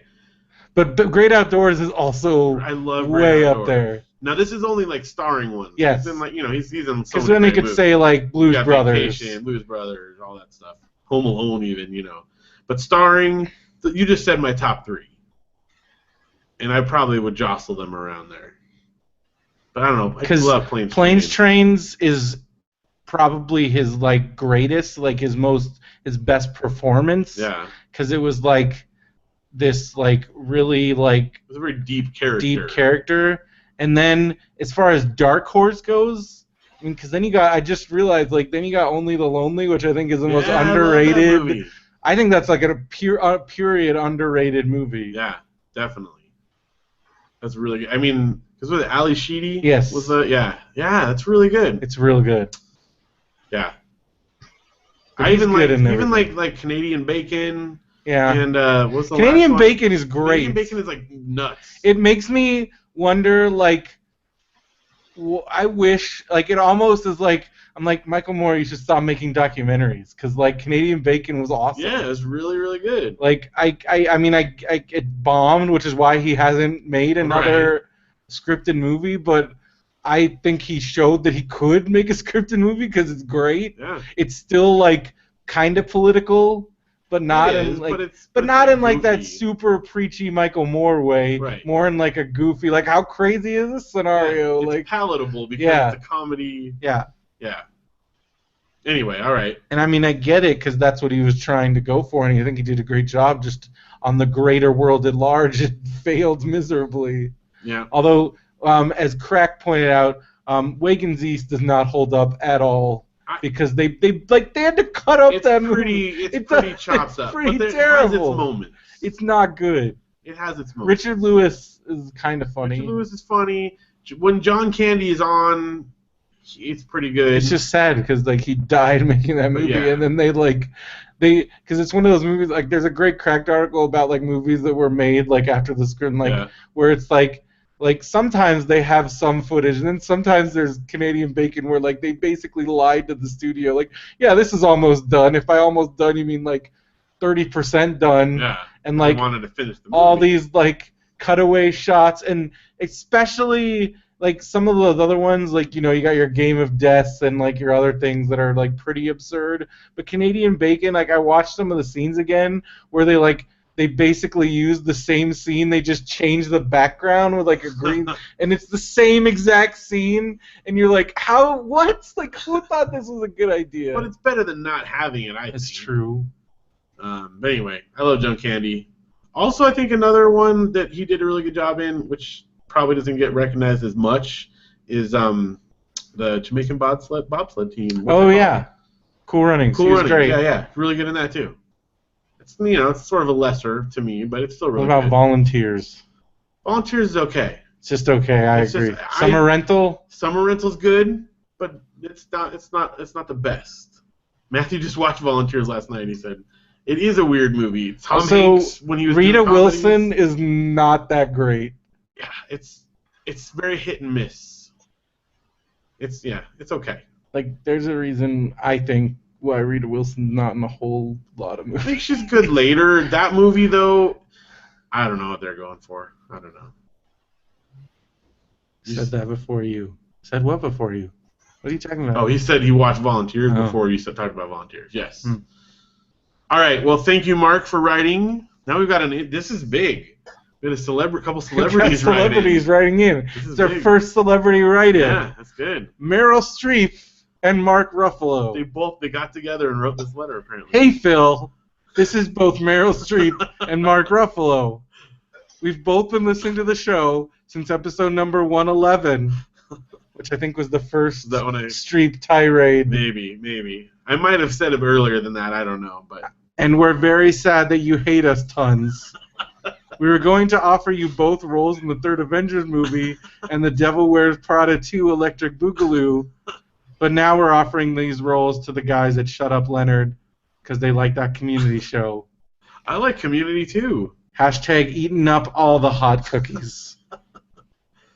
All right. Meryl and Mark. I'm sorry, Meryl. So did you hear that, Andrew Lindy? You get to be in the third Avengers movie. And the second Devil Wears Prada.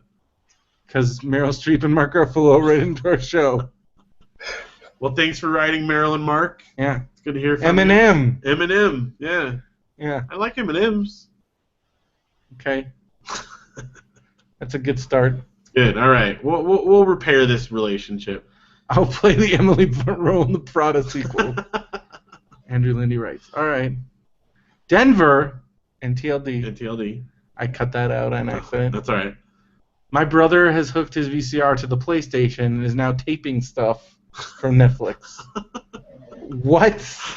Tell your brother. I think he's cool. I guess if you're like worried that stuff's going to leave Netflix. Does go away. Well, I don't know if I talked about this on the show. Did I tell you this? What's that? The first generation Roku, you can download Netflix movies with it. Really?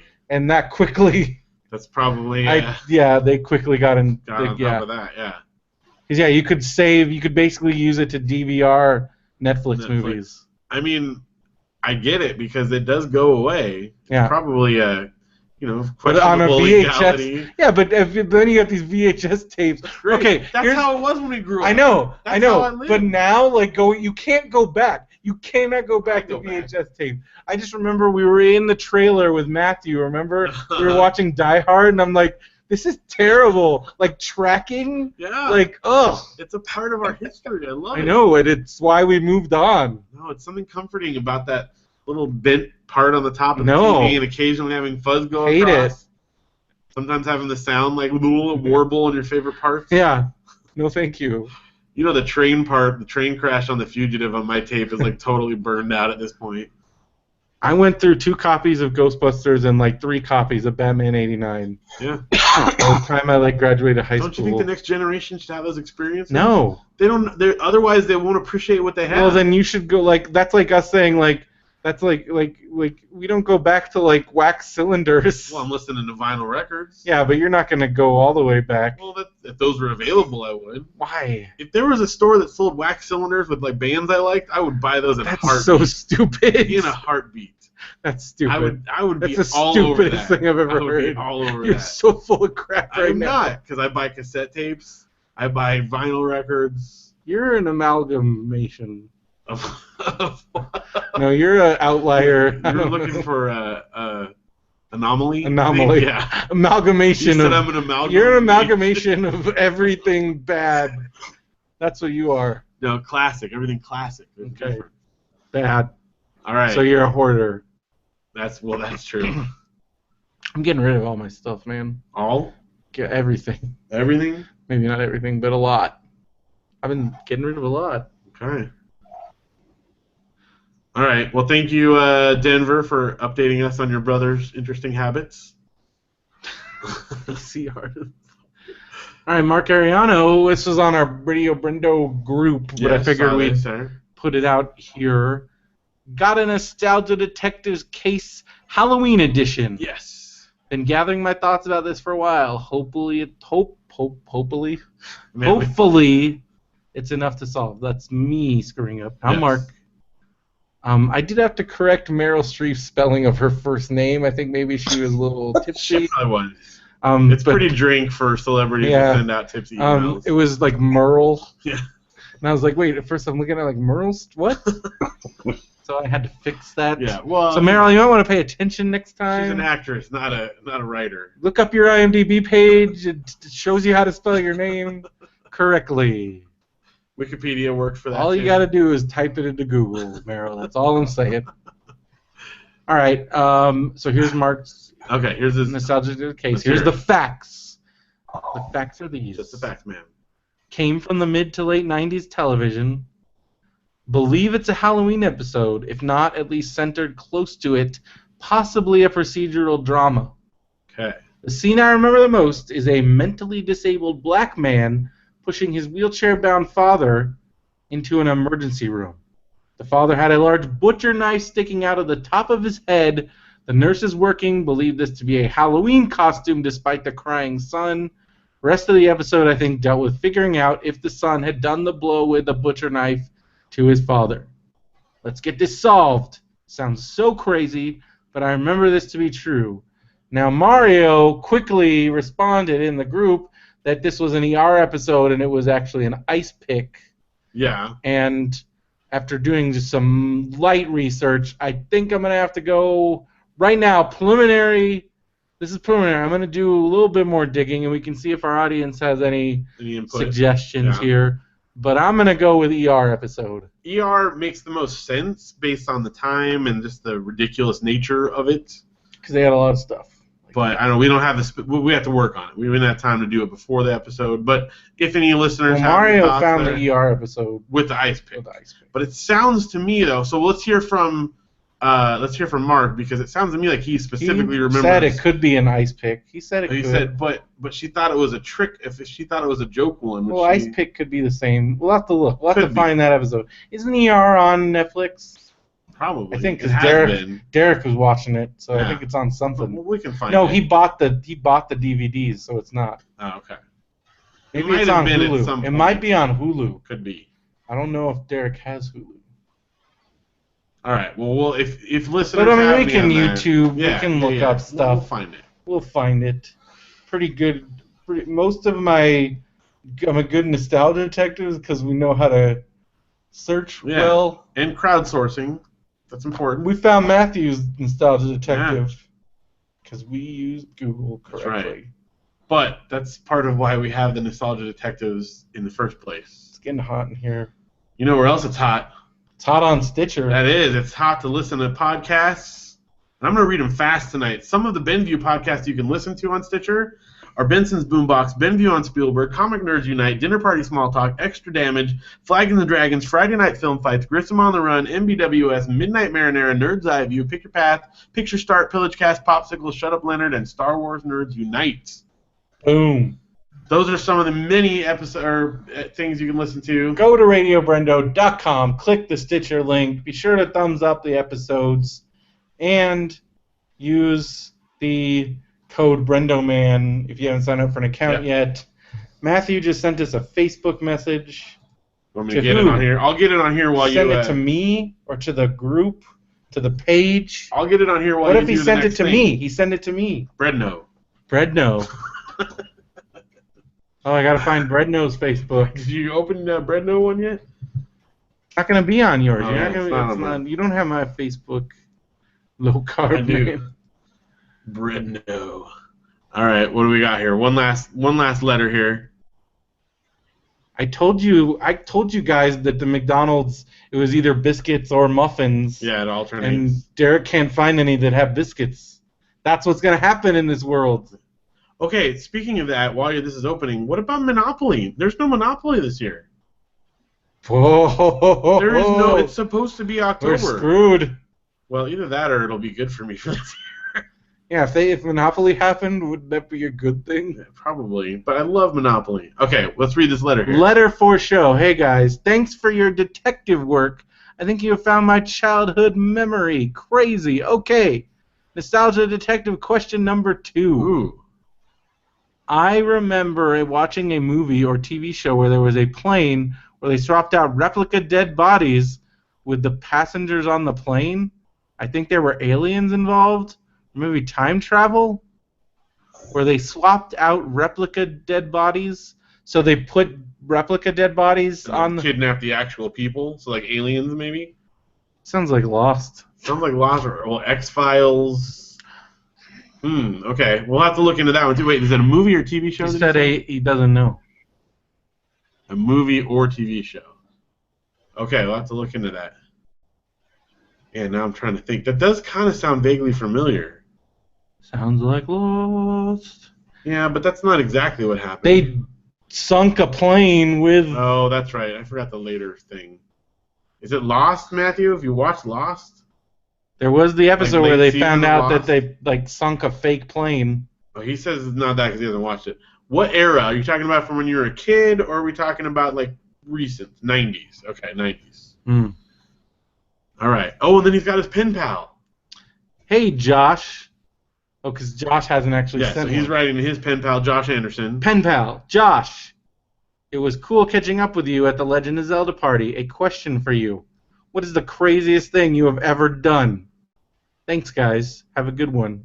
Matt. What is the craziest thing you've Also ever done? on vacation. All these frickin' Vecchios. That's what we do. Frickin' vacation. That's good. Josh, you should write back.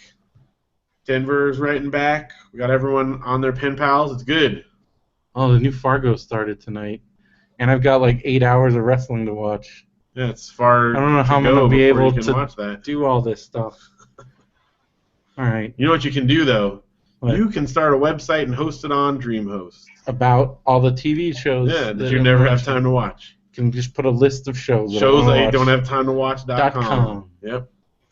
You guys can have that one. We haven't registered it yet. Well, go to DreamHost, and when you sign up, use the promo code Radio BrendoMan at checkout. You will save $50. $50. We just had one. Your Yeah, dad. My dad did it. It came through? Yeah. Yeah, my dad's got a website.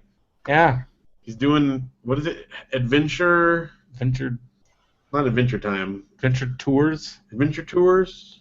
Something. I can't remember, but he's like going to do like trail guiding. Adventure Team. Adventure Team. Adventure Team He's gonna Tours. do trail guide. He's a trail guide. Pillage. No, not pillage. So safe marine on Free domain registration. You also get a free domain That's right. registration, so you can get your adventure tours. Get Adventure Team going. I think Adventure Team is taken. AdventureTeamTours.com. That's it. Is there anything there? I know. Let's look. Redirecting. Adventure Team Tours. Whoa. There you go. It's a beautiful overcast day in I Big think Bear. it's just like a placeholder at the moment. That's it. More or less. It's good. Categorized. Hikes. It's Got stuff. us. He's gonna go on tours. Adventure Team Tours provides guided family adventure hikes in and around the Big Bear Valley and San Bernardino National Forests. There you go. Hikes. Oh look, he's got a 100-acre couple of these. woods. I've been there. It's a 2-hour adventure. Start to the Aspen Glen picnic area. And Champion Lodgepole Tree. Also been there. Yeah, you've been on the hikes that your dad goes on. Yeah. Exploring. This is like Tony Vecchio. Yeah, that's his. He did it. He's got a website. Maybe with a little help from my brothers. It's pretty cool. Yeah. So go to AdventureTeamTours.com if you're going to be in the Big Bear area. There we go. There you go. There's a plug. He's paying for us for this, right? Yeah, that's right. Well, you get the thing. Tony, I want $5. We get like kickback, don't we? Well, we got 30 for that, Well, but I want a per. No, we told episode. everyone if they do it, then won't give them one. We'll plug their thing. Plug it once. Tony, if you want additional plugs. I think we told them we plug it all the time. No. I don't know. Did not say that. Whatever it was, we'll plug it. Did not say that. We'll plug. Plug. You know what else I'm going to plug? Talk turkey. I'm going to plug Amazon Prime, free trial, 30 days. Go to our Amazon Prime trial thing on the website and get that. And if you don't want to do that or you already have Prime, then you can just go to the Amazon link before you go to Amazon. Go to RadioBrendo.com, click the Amazon link, then buy stuff. Such as we got OM, home, unisex baby, bodysuit, mustard. Mustard color, I'm assuming. It's made of mustard. Mustard. It's actually a mustard suit. Mustard suit. It comes in a bottle. I can make a mustard suit too. That's just a way to sell mustard. All right. I'm gonna look at this thing real quick. What if it really is made of mustard? Yes. No, it's colored mustard. It's a little onesie. It's a onesie. Someone have a baby, or are they going to a baby shower? Who knows? Maybe. Just gotta, hypothesize. Oshkosh Bagosh knit bodysuit for a baby. Another baby thing. Yeah. Tangerine. So we got a mustard tangerine. Tangerine. There's no mix. We got a BenQ 27-inch, 1 millisecond gaming monitor. This was our big ticket item for the month. This got us some cash. Some dough? Yeah, $11. Nice. We got $11. That's good. That can buy us some more fake South African Facebook ads. Although I don't know if you saw, but there's some of them. Actually one of them likes some stuff. They're still sticking around. So I still feel like it's someone who's just like real guy, not fake, not fake guy from ultimate real voter. Real voter, yeah. I don't know. I don't think we're gonna do that again. I think we're gonna do it all the time, just to get more fake South Africa ones. Coachella, the DVD. Is that a movie? I think it's a live DVD at Coachella. Nope, Coachella the movie. I heard about that. Takes place in the desert. There's a bunch of stone kids wandering around the desert. Yep. Stone rich kids with lots of money.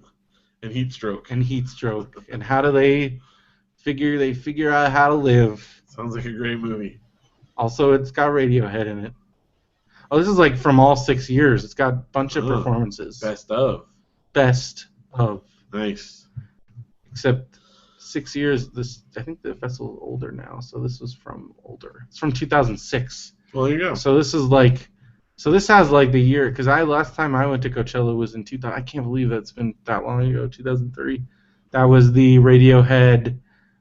So that would be What if you're on this? Look I don't think you can see me in the crowd. Brendo might be in it. 100,000. You can see me passing out from heat stroke. You can see Jerry sitting on the ground. Was this like long hair year? I'm trying to think. So look for a tall, long-haired, redhead dude about to pass out. That was too, right? That was Radiohead. I don't know. This was I was about to. No, I'd cleaned everything up because I'd taken my picture for my China cards. I had cleaned it all up by then. This was spring 2003. That's right. Then you got. Oh wait, no. There. I graduated in 04. This was spring of 04. It was 04. Okay. So yeah, All right. So yeah, it was because it was the summer. It was right before I graduated. So 2004, and it was Radiohead, Pixies. Was one night, Cure, and what were those other guys? Animals, something. I don't know. Hold on, it's gonna really bug me. All right. Flaming Lips. Flaming Lips. They wore animal suits. Okay. And stuff. Okay. And Wayne Coyne got in a gigantic plastic ball and like jumped out in the audience and was going around. It was crazy. Because there's seriously 100,000 people, so it's like, why not? And oh man, that was a great night because then we also like after the main thing, then we saw Kraftwerk, and like that's one of the only times they played in America in like the last 20 years, and I Right. was freaking there, You got and to it was see it. crazy. They came out in like these robot suits, and it was awesome. And I think no, I didn't see Daft Punk then. I saw Daft Punk somewhere else. But yeah, it was cool. We got MP3 downloads. It's fun. Somebody's downloading Someone's some having music. a party. I'm Maybe guessing? a party or like for a classroom, perhaps. something. We got Cha Cha Slide. That's when we think a party. Feliz Navidad. That's Christmas. Yeah, Christmas. It might be a Spanish class. Could be, or could Hawaii just be like, 5-0. And then we got the main title Rebel Blockade Runner medley from Star Wars. We got Splish Splash. I was taking a bath. Sweet Caroline. We'll have Brian Wilson there. And then Under the Sea. So it's kind of a theme. Kind of like ocean, a beach theme. Except for Feliz Navidad. But Feliz Navidad, I want to take you to the beach. And they also like Star Wars at the beach. Yeah, like that. Feliz Navidad. I want to go to the beach. I'm super curious exactly like what is this. It might not all be the same person. It might not be, that's true. But I want to know what kind of cool party they're having if that's what it is. Got some baby shoes. Anti-slip. Yeah. You don't want to have those slips. You got Mega Bloks Hello Kitty pool. Like a set? Mm-hmm. There's actually a pool. Oh, a set. It's like a little pool thing. Cool. It's like pool toys. Maybe? No. Oh, it unfolds into a Hello Kitty. Nice. It's like a little suitcase with thing. little Mega Bloks. All right. Someone buying a present or someone playing with it? Mm-hmm. It's $10. All right. Good deal. And what's You Build? Oh, I missed one. Now, Play That Tune, which is a board game, I'm guessing, or some game. Yeah. Board game. That's cool. Yeah. Put your musical skills and knowledge to the test. Yeah. Includes oversized, durable electronic keyboard that you can stand on. Oh, look at that. Like a big one. That's Like awesome. Big the movie Big. Wow. And then we got You Build Monopoly, which I think I've seen. Oh, Andres got it for his niece. We got that there. Oh, that's cool. Yeah, you like build the board, and it's got like little like structures. So like Settlers where you can change the board around every time. And there's different tracks. That's cool. So and a 30-minute starter track, choose 60-minute classic track, and then a 90-minute pro track. So you can make it like the regular one. Then there's like a pro. And they got a 120-minute family fight track. 120-minute kill everybody. They also have a You Build Mousetrap, You Build Battleship, You Build Connect 4. How does that work? I don't know. Let's look at this. It looks like Connect 4. Combines the family-friendly favorite of Connect 4 with customizable U-Build bricks to create a unique game experience. Start by building a grid. Oh, so you can like it's like you change the grid. Oh, so it's like Plinko. Oh, that's cool. Ooh, that's tricky. That's fun. It adds like a random. But wait, this has only a 2-star rating. What did people say? What do people not like about it? I'm curious. What does a 1-star review look like on? 52% 1-star review. What do they say? What's wrong with it? You know, I want to click 1 star. I want the 1 star. There, at the bottom. I wish there was not a. This is a horrible, horrible game. No doubt the positive reviews are people from Hasbro to make up for all the negative ones. First, it takes over an hour to assemble, which isn't fun at all. This was my complaint about Mousetrap from the very beginning. We never played the actual game of Mousetrap. I know. We just you built spent the whole Mousetrap. time building a stupid Mousetrap. It's fun when you build it. Another reviewer said it would be more fun to put your head in the plastic bags included. I tried, but they were too small. It's pathetic in every way possible. They clearly cut costs everywhere possible.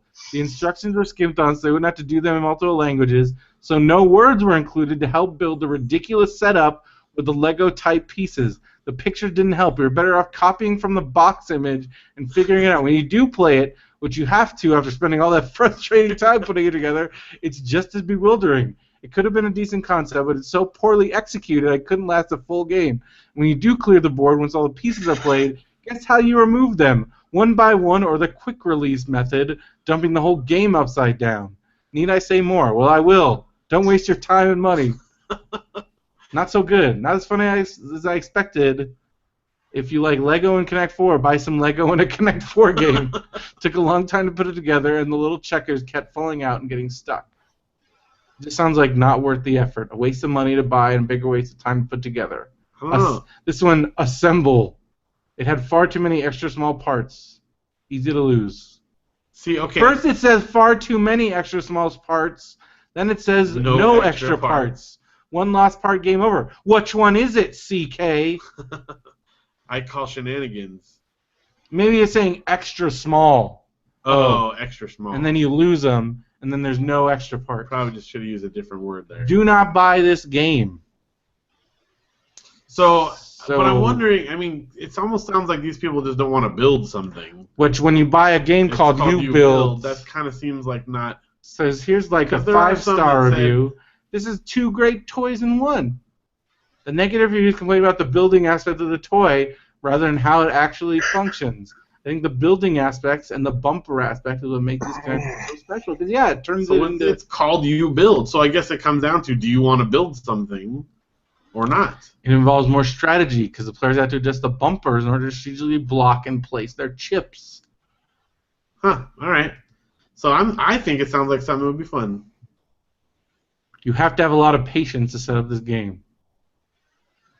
I understand this is a You Build game, but my boys were excited to play, and it took over an hour to put it together. It's in the title, You Build. It seems silly that people are complaining about the fact that they have to build it. It says building it was not fun. It's not like Legos. In what way? That's confusing. Oh, anyway, we probably spent too much time on this. It is fun. I didn't even know about this whole line. I don't know. See, because I want to try it. I think it sounds cool. See, You Build Mousetrap makes sense, although it looks like it kind of ruins some of the intricacies of the mousetrap. Like, it definitely doesn't look as elaborate. Like it works the same way. That looks like bullcrap to me. What is that one rated?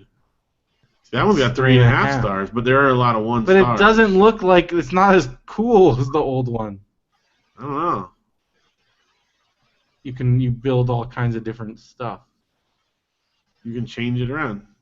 Yeah, but it doesn't look as fun. There's not like the little man into the pan and all the Rube Goldberg stuff is like gone. I don't like that. I like original. Original's still going, baby. Still there. Still there. Still exactly the same. And if you lose one of those things, you're screwed, which is what happened to us. Nothing, or something breaks. We lost the metal ball, so like it was over. And I think I lost. Well, like I remember after we lost it, I had the diving man, like on my shelf for a long time because we lost that. I think we broke the boot or something. I think we broke this little piece, like that whole. It was very fragile. Lamp thing. But man, I had some good times.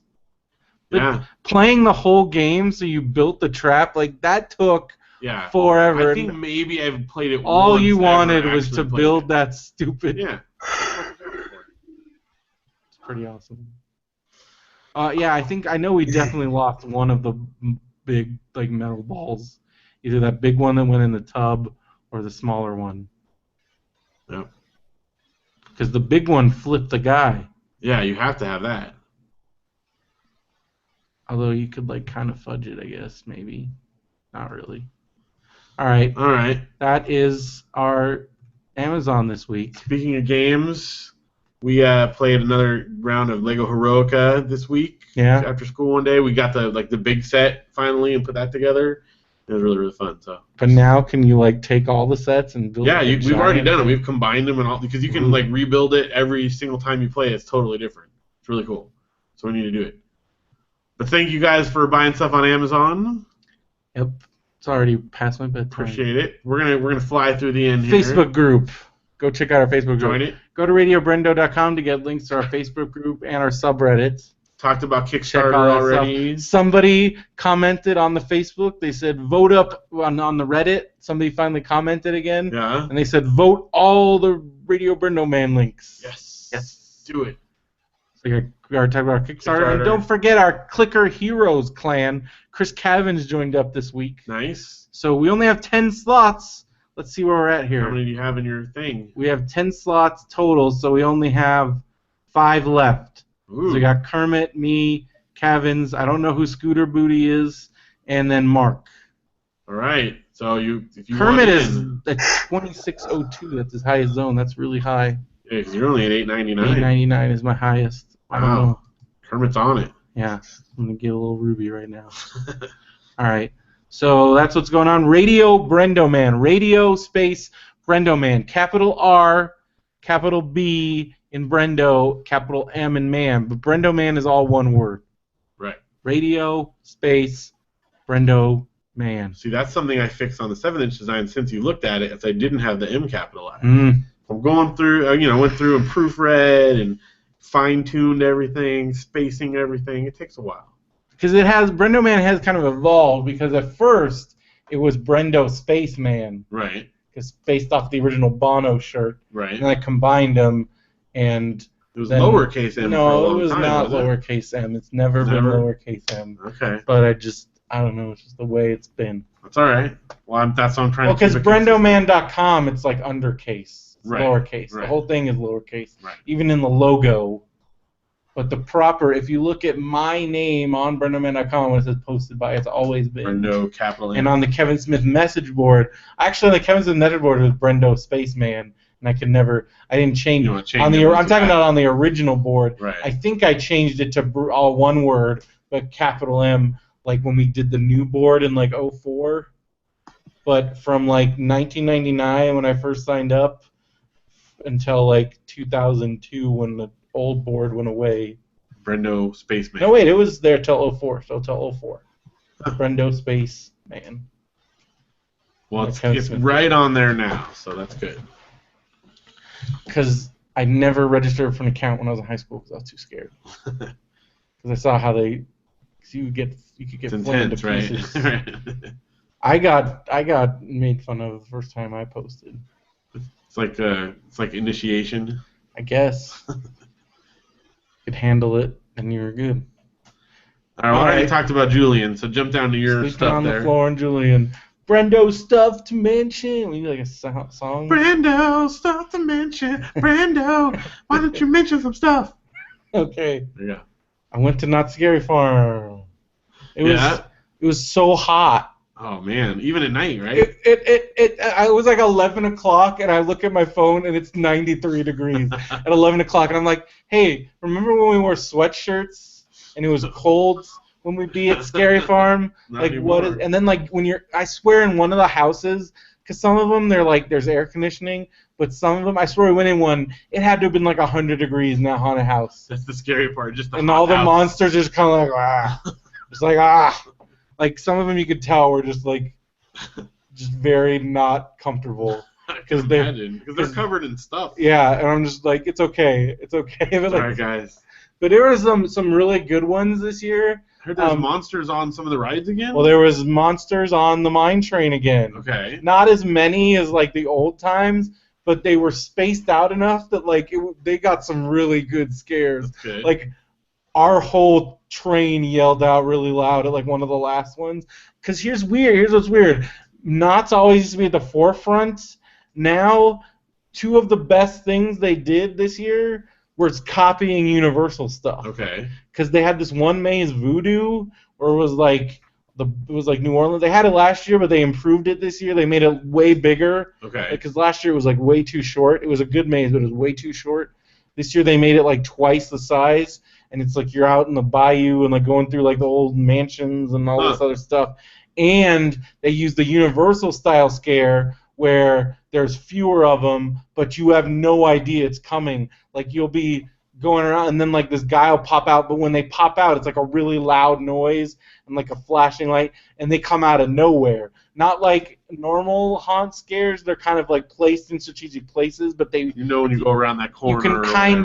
You kind of can see him coming. Not really, but like way, because Universal like it's totally like you don't know, and they'll even do the Universal technique that's very common that they also did in the Bayou Maze. Again, they stole it from Universal.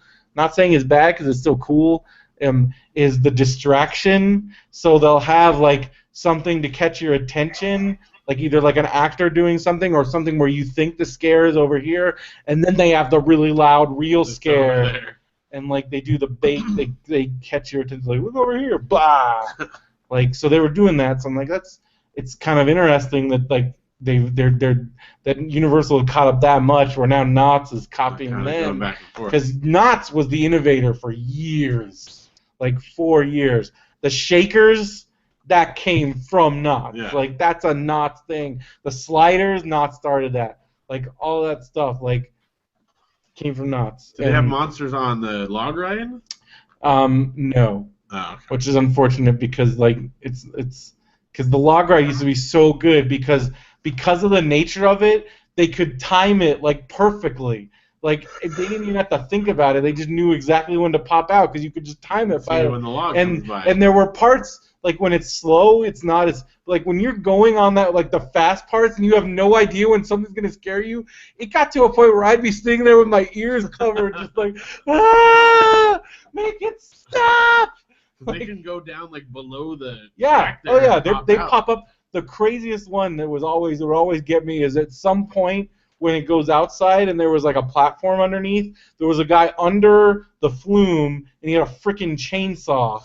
He just come out with a chainsaw. No more, huh? Like so they haven't brought that back, but it was cool having him back on the mine train. That's good. And then there was one haunted house, another new haunted house that was cool was there was a it was like a ghost hunters kind of thing where they're like, all right, there's this abandoned sanitarium, we're gonna do our ghost hunters show. So they had this whole kind of elaborate intro thing where you walk in and it's like one dude is there with you, there's like an actor, and then he's like talking to a dude on a TV that's like set up in the sanitarium. He's like, all right, we're gonna generate all this electricity to like get the spirits going, and then he does it and like overloads, and then like in the room that you're in, like they use some like new special effects or something. It actually looked like the effects they use in the trap maze, where like I told you in the Bloody Mary part where she like materializes. Right. They kind of use that effect where like these spirits just start materializing on these screens, and it looks really cool, and all this stuff's moving around, and then they immediately like they're just like go go go, and like 4 different like entrances open up and they split everybody up.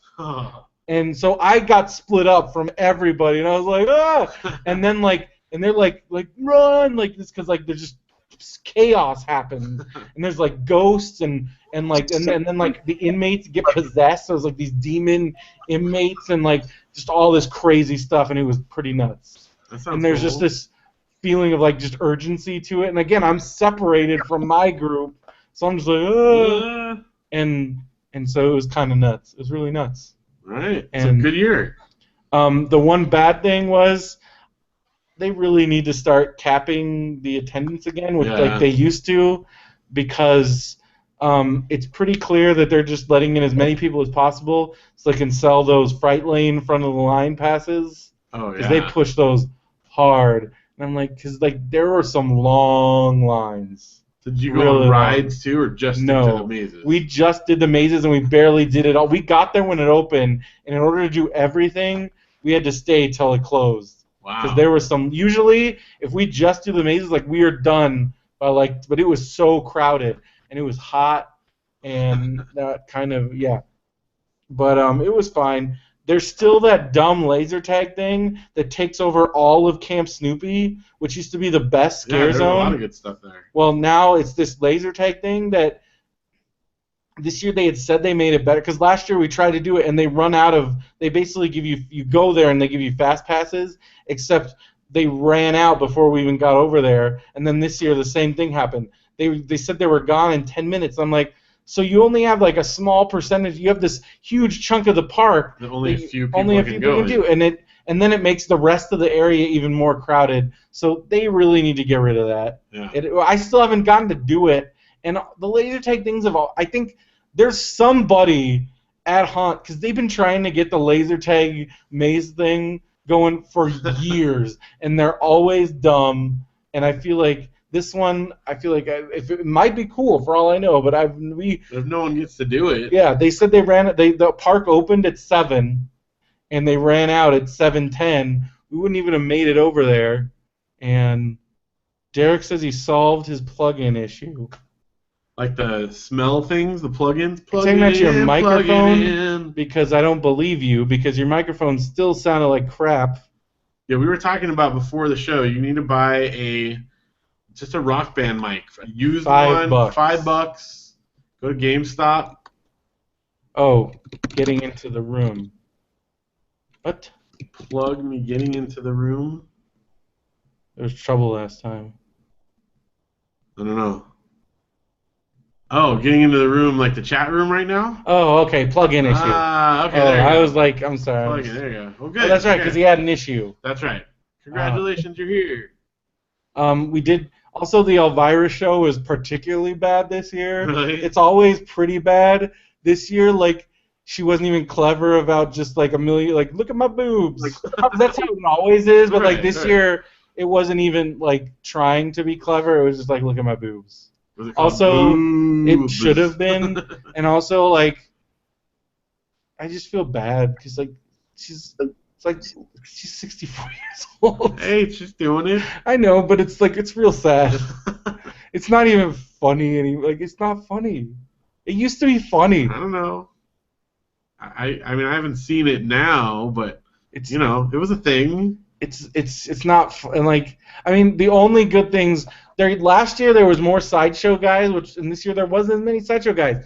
And like there was a sword swallower. Yeah. That guy was gone. Okay. All they had this year was the like acrobat girl that does like the ropes and stuff and the hoop and. But the lizard guy. That guy's gone. None of that stuff. And so whereas frickin' Universal's got Jabberwockies. Oh yeah. Yeah. That's cool. I'm pumped. We saw them. Where did we see them? Vegas. Yeah. But it wasn't like a full thing. Yeah. We saw like a special. Well, this is probably going to be the same kind of deal. So. That's cool. When are you going to that? Sunday. Oh, okay. Yeah. Oh, that's right. That's right. You're talking about that. After we have our special guest on Sunday morning. We have a special guest on Radio BrendoMan coming up. It's going to be good. It's going to be exciting. So, Derek says Hollywood Boulevard has bootleg Jabberwockies. I bet. They're always on the trends there.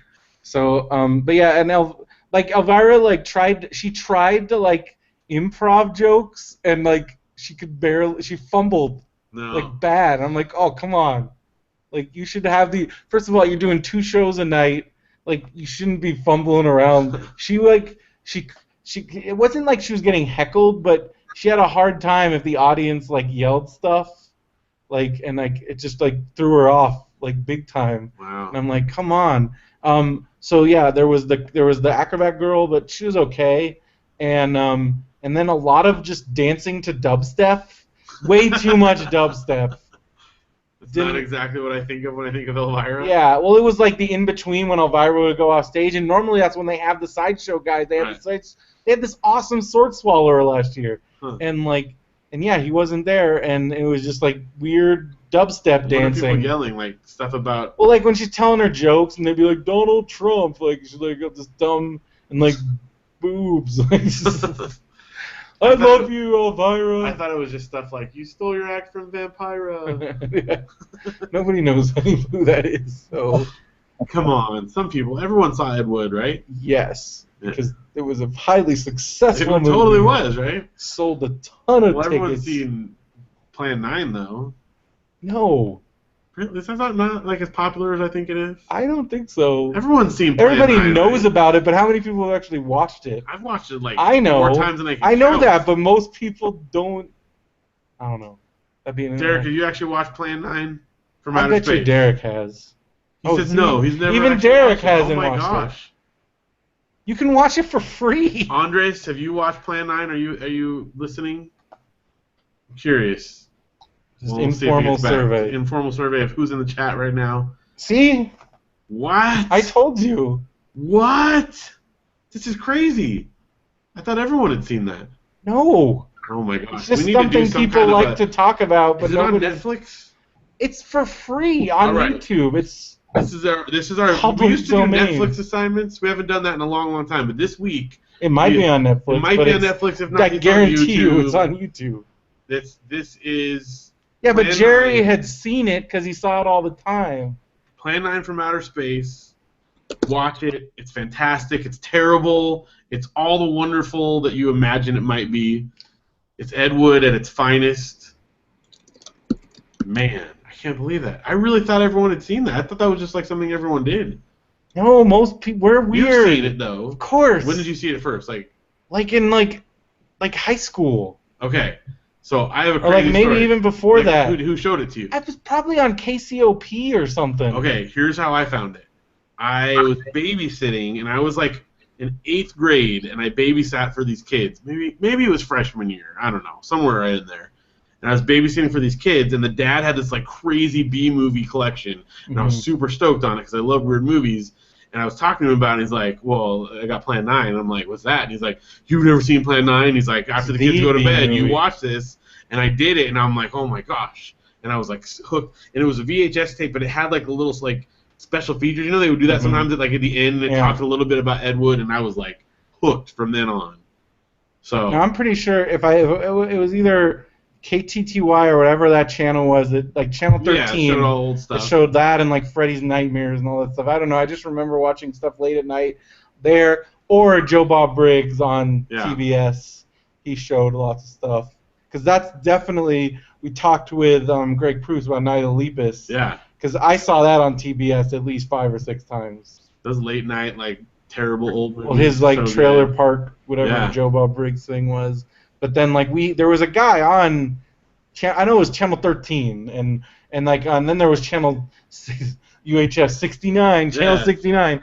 U62 is on. But we had in San Diego it was Channel 69, and they showed like all that stuff. All kinds of like, because like my parents would be gone somewhere, and it would be like, oh, time to let's watch stuff we're not supposed to watch.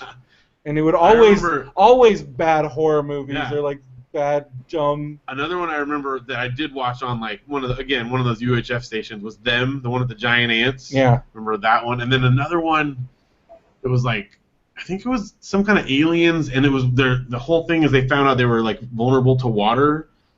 Mm-hmm. Anyway, I love that one because there's a quote, and I stole it and put it on a bunch of like mixtapes. Yeah. And the quote was, "We hunt and we search for all our life, and all along the answer is right in front of us." And it was water. And then Shyamalan's like, "I'm gonna steal that." Actually, it was seawater though in this one, so different. That's even more. That's even worse, right? So yeah. Anyway, we should move on, and I'm Monster curious. Vision is the Monster Vision. Joe Bob Briggs. Yeah. He also did a lot of stuff on like televangelists. Yes, I love that stuff too. You should tell me about getting gray hairs. I found gray hairs in my beard. Yeah. You just found them? Yeah, I know. There's lots. They've been there for a little bit, but I haven't really been paying it. I don't look at myself in the mirror too much. And the other day I was like, I don't know, I was like at work and I was just like doing the whole like, and then I'm like, whoa. Yeah. I've had some gray in there. I pluck them. I still have. I mean, I just trimmed it today. Too many. But I'm hairy enough. I can get away with it for now. But I pluck them. I refuse to admit. I'm over it already. Yeah. At some point, I'll just Josh give in. pointed out, it just means we're becoming a wizard. That's right. So when do your powers kick in? How does that work? All right. Let me know. I'll let you know. Yeah. But Josh's are pure white, so maybe that means he's a... That's true. He's like the good one. No, Saruman is bad. white. Yeah. But then Gandalf the gray, white. But he started as Gandalf the Gray. So I'm Gandalf. I'm Brendo the Gray. Yeah. Okay. He's Josh the White, and that's Saruman, and he's bad. I think he probably claimed that. Old man Creasy down the street. All right, we should get to book corner here to get you to bed. Book corner. I read a bunch of books. Yeah, let's hear it. Finished The Martian. It was awesome. Yeah. It was really good. I read it in like 2 days, and it made me laugh, made me cry. It was really good. It was a really good book. Nice. I haven't seen the movie yet. And then Jerry recommended this book to me. It was on that $2 sale as well. And I was like, which one of these should I get? And Jerry said I should get this book called Station 11. Okay. It's a post-apocalyptic book, but it all centers around the story of this. So the night before the world ends, this actor guy dies on stage, performing King Lear. He's like this old actor. And then basically this flu happens, and then like the whole world dies. But then the rest of the story all sent everybody all the rest of the characters that we follow through the apocalypse have this actor as like the one that connects everybody. Okay. And it's all these interconnecting stories in the apocalypse. It's really beautiful and also really Parts of it are intense. Parts of it are just really like powerful. Who's it by? Do you know? It's this girl. She's really young. Okay. And it was like her first or second book. I think she's written like just a couple books. Well, in this series really awesome. Too, right? No, this is not. Well, what about Station 1 through 10? Those were failures. Oh, so this is the first one that she wrote. Well, Station 11, it's actually a book within a book. Oh, really? And that's what Station 11 comes from. Okay. It's a comic book called Station 11. Ooh, I'm curious. And it's a centerpiece of the book of the post-apocalyptic story. It's really good. It's not your typical post-apocalyptic book. But it also made me realize, like, we are pretty good here in Ukaipa in case stuff goes down. Yeah. We're away from where a lot of the bad stuff is going to happen. Unless it's a big earthquake, in which case we're hosed. Well, then but then we'll die quicker because we're like right on. There's no like surviving. San Andreas goes and we are dead. We're gonna be the people that just get sucked into the earth. Yeah. So that'll be over quick. It'll be quick. So if that's how it goes, then we're done. But if it's like a zombie or something, or not even a zombie, just some kind of thing where it's like city shut down and everybody's trying to get out of the city and then they get trapped on the road. Yeah. We're where they're headed. Yep. So we're already here. We're already here. Like, it's cool. Yeah. I'm good. We're good out here. And if this stuff really goes down, then we head out into your mountain land. Yeah. Plenty of room. Sure. All right, we better roll through here to get you to bed. All right, and then I read the scariest book I've read in a long time. Okay. So I went back because I'd bought all these books in a Humble Horror bundle like over a year ago, and I only read some of them. So I started reading the rest of them. And this one that I chose, it won the 1986 World Fantasy Award. It's called The Song of Kali. It's about a guy who he's a editor at a literary magazine. He's a writer, and he gets this assignment from Harper's to go to Calcutta to get this manuscript from a poet that at the time was presumed dead. But then this manuscript has been unearthed. There's rumors that he's alive. They don't know how that's possible. But you find out how, and it involves all these crazy Hindu cults and really creepy. And he brings his wife and kid, and that was a bad decision. And he's in Calcutta, which in real life is like the worst city in the world, just horrible overpopulation, pollution. Right. It's just bad. I read some reviews of this where people criticize it, that it's just basically how horrible Calcutta is, and I'm like, yeah, but it's not like he's embellishing. I've seen documentaries. It's rough. It's pretty rough there, and there's some horrific scenes involving falling into 8-foot high garbage piles and giant rats. But then there's also some supernatural horror. And then if you're a parent of a child, just never read this book. I'll take that as that. Because it's horrifying. Something happens and it's just horror. It's the worst. It's horrific. Ugh. If you're a parent, do not read this book. Just don't do it. It's horrific. All right. And then it's it has kind of an optimistic ending at the end, but it's still because it also there's a lot of ponderings on just the nature of real evil and evil in the world. Right. And it's that part. Those parts are very powerful, and I think that's what makes it such a good book. But it's also legitimately one of the most messed up. I'm no chicken. I'm no spring. I've watched and read a lot of messed up things, and this is really up there. Wow. This is horrible, but I never ever want to go to India ever. After reading that? Ever. Right now at this point, you could not pay me. Wow. All right. Maybe $1 million. That's a strong recommendation. Maybe $1 million. $1 million. So if you don't have kids and you can handle it, and you're not going to India anytime soon, then you'd recommend it. Then I'd recommend it. It's a very specific recommendation. I'll just tell you this. Ugh. So today, no, I'm not going to say anything about the book. Okay. I'm going to say today I finished the book. I don't know if it was because it was 93 to 95 degrees outside. I don't know, maybe I ate something weird, but I felt physically ill after finishing this book. At work? Because it just jostled me. I don't know, man.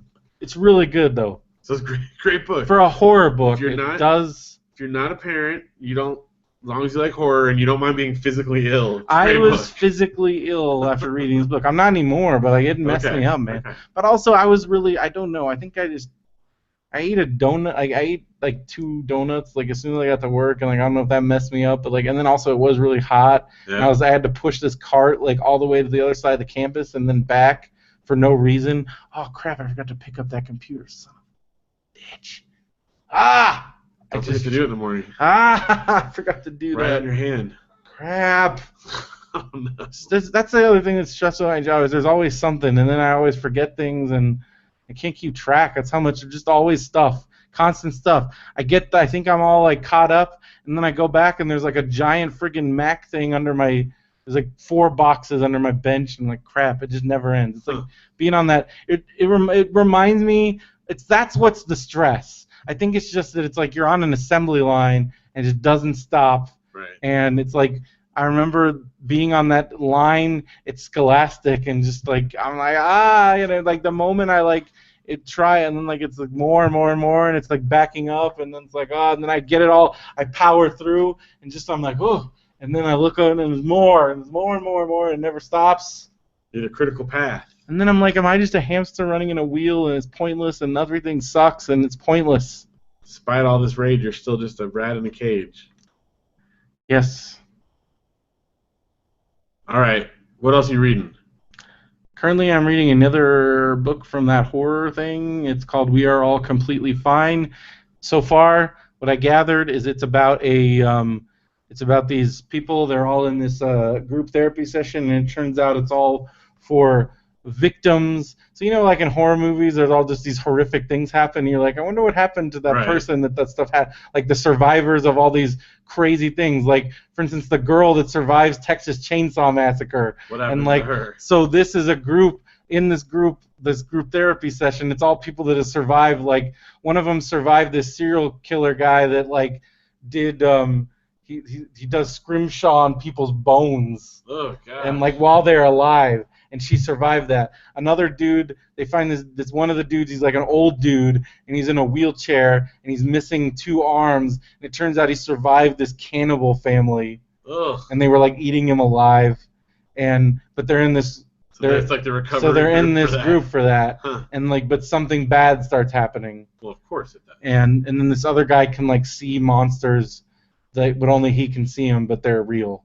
Huh. And then this other guy is like a dude that like kills monsters for a living. Wait, because he sees monsters and no one else sees them. Mm-hmm. The other guys have been a monster all along. Well, that's what they're right now. He's saying right now it kind of makes it think that one of the girls in it is a monster. Okay.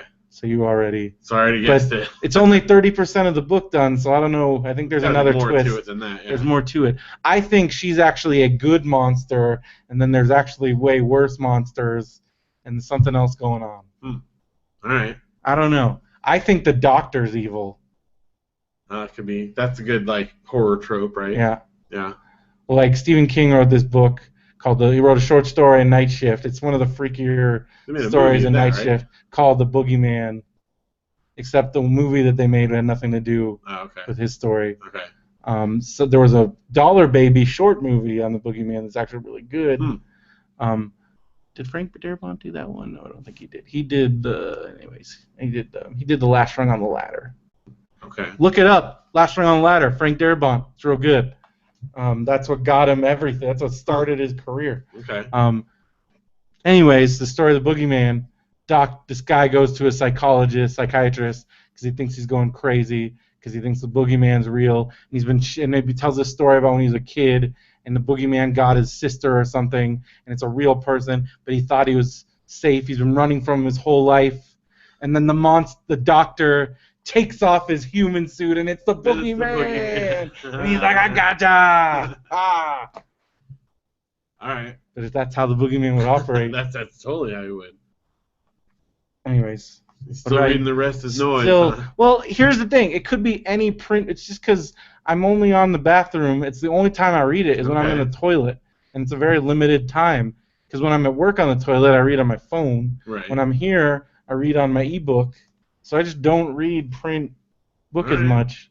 I don't think it has to do. Although for some reason I can only handle like I tried to like just start reading more of it, and I read like 20 pages, and I was like, I'm done with this for now. You can only handle so much. I understand. It's really Not all good books though. read the same. That's kind of. I mean, well, do you want to say anything about it or move on? That's it. Well, that's kind of. I finally finished the Eugene Merman book. Mm-hmm. And I did. I enjoyed it. It's funny, but it definitely you had to read it in small chunks. It wasn't like a just sit down and read them because it's all. And actually, I forgot to put this on the movies too, but I watched his stand-up thing on Netflix. Yeah. With the vegan on the way to the complaint store, which is really really funny. Yeah. But again, like if you imagine him just writing that, like just rambling and like weird, like non sequiturs and stuff. That's how the whole book is. But that whole story, I'm like in a stand-up about him putting that ad out that cost way that was awesome. for the parking ticket. And then he put an ad in the town like advertising paper. Yeah, it cost him way more because the ticket was like $15 or something like that. Yeah, because he put an ad out for the whole year. Right in their like local guide. Yeah. Yeah. It was pretty awesome. So he's funny. And it's a funny book. I enjoyed it. I also finished The Bell Bandit, which is the third one in the Lemonade series. Amazing, right? Oh, amazing. And actually, I finished it like I read the last couple chapters while the kids were in school, and I was sitting in the living room. I like pulled it out in the living room. Cry, Phil? I sobbed. Yeah. There were tears running down my cheek. It was amazing. Yeah. It is so good. That's why it was 5 stars on the Brendo scale. That, I mean, if you guys are reading along, hopefully you've already read this or, you're going to, but spoiler alert if you haven't. Like the whole thing with the grandma man. And just then Evan, like, coming to grips with, like, that grandma doesn't know him anymore and, like, what does that mean? The stuff between Jesse and the thing Maxwell Smart, Jesse and Maxwell and their whole relationship, and then the whole thing with Maxwell, and I was like, whoa. And then there's a super intense moment with Jesse and some tough boys. Yeah, when they're torturing the frog. Yeah. Oh my gosh. And then like her like standing up to them, and then Evan, like their relationship is there's a lot of stuff going on. But then like again, spoiler alert, at the end when the grandma like says I know that I know you, I can't always remember, and he realizes she does love him still, but she just like and coming to grips with that dementia, and like I don't know, I just lost it. And when she finally shows up at the bell and they have the thing, oh, so good, really really well written. And it's funny because I really enjoyed the Lemonade War, but I think it just is like ramped up, like it's incredible, dude. So, and now I'm reading the Candy Smash, which is the fourth one. Magic Trap is the last one. It's all about Magic Trap, man. But I'm going through this one at a pretty good pace, and it's really really good. Also, it's good, right? So, and again, and so like her not like just seeing like the way that she and it's all different themes, and then it's all like this one is about poetry, right. And like, but I love that like emotion. Her brain can't like wrap around, like she's very and also logical like. And, through this, your brother David has discovered some things about him. Yeah, like he's like some of the things he like really like related to. Yeah. Well, and then just like I love E.E. Cummings too, and I love that there's some stuff of him in there. Oh my gosh. And have you seen? Has he written the poem about his grandma yet? No. You can cry all over. I will. I know it. Anyway, it's great books. Very excited about it. Still reading How to Eat Fried Worms with the kids. They love it. Mm-hmm. And I also started reading Otherwise Known as Sheila the Great. How is it? It's good. It's fun, but I definitely think we made the right choice. Mm-hmm. It's obviously connected to Tales of the Fourth Grade Nothing. No, it's still like Judy Blume. Okay. I mean it definitely has more girl themes, but it's two sisters. So it's no Are You There, God? No. It's just imagine the world of Tales of a Fourth Grade Nothing, but it's sisters. Okay. But like Peter's in it a little teeny tiny bit, but just barely. So we made the right call. It's a separate, just in the same universe. Like a cameo appearance. Yeah, like kind of like Ramona made a cameo appearance in like the Henry Huggins books. Exactly. And Beezus, although there was a Henry and Beezus. There was. Which was the closest to a. But even still, that's primarily a Henry book. Yeah. So that's been really, really good. And we do have the Henry books. We do. That in the back pocket. Why? I think that's. I gotta look at the thing. I don't remember what's coming up or where we're at even. We're gonna be on 6 is next. So how many Henry Huggins ones are there? I don't know. We'll look. I think there is 4. The last thing is I've been reading some of this with Luke. Uncle Brendo got Luke the Hyrule Historia. Yeah. So I've been looking through that, and it's super cool. He loves it. And, of course, I might enjoy it a little bit along with him. And that makes me think of one last thing of going to SeaWorld. And again, we got to do trick-or-treating, and the kids wore their costumes there. Mm-hmm. And, like, you know, we have cute kids and stuff, but those costumes in particular, Luke was Link and Audrey was Zelda. And they didn't have all the things, because we didn't have him bring a sword and shield to carry around. Did you get a good response? Oh, my gosh. Like, some people had no idea. Some people were like, oh, it's Peter Pan or whatever. And they're like, no, it's Link and Zelda. But the people that did know, like, flipped out. In fact, a couple people, this one lady in particular, at one of the candy stands was like, this is my favorite costume ever. She saw Audrey first, like Zelda. Mm-hmm. She's like, this is my favorite costume. I've never seen a kid in a costume like this. And they were like, oh, look at her brother. And then Luke walked over and she's like, oh my gosh. And she ran over and like hugged them. And then she was giving out Twizzlers at that station. And she just loaded their whole bag with handfuls of Twizzlers. This is the best costume I've ever seen. Thank you guys for coming by here. And then she handed out big handfuls to the adults and stuff. Like, it's pretty sweet.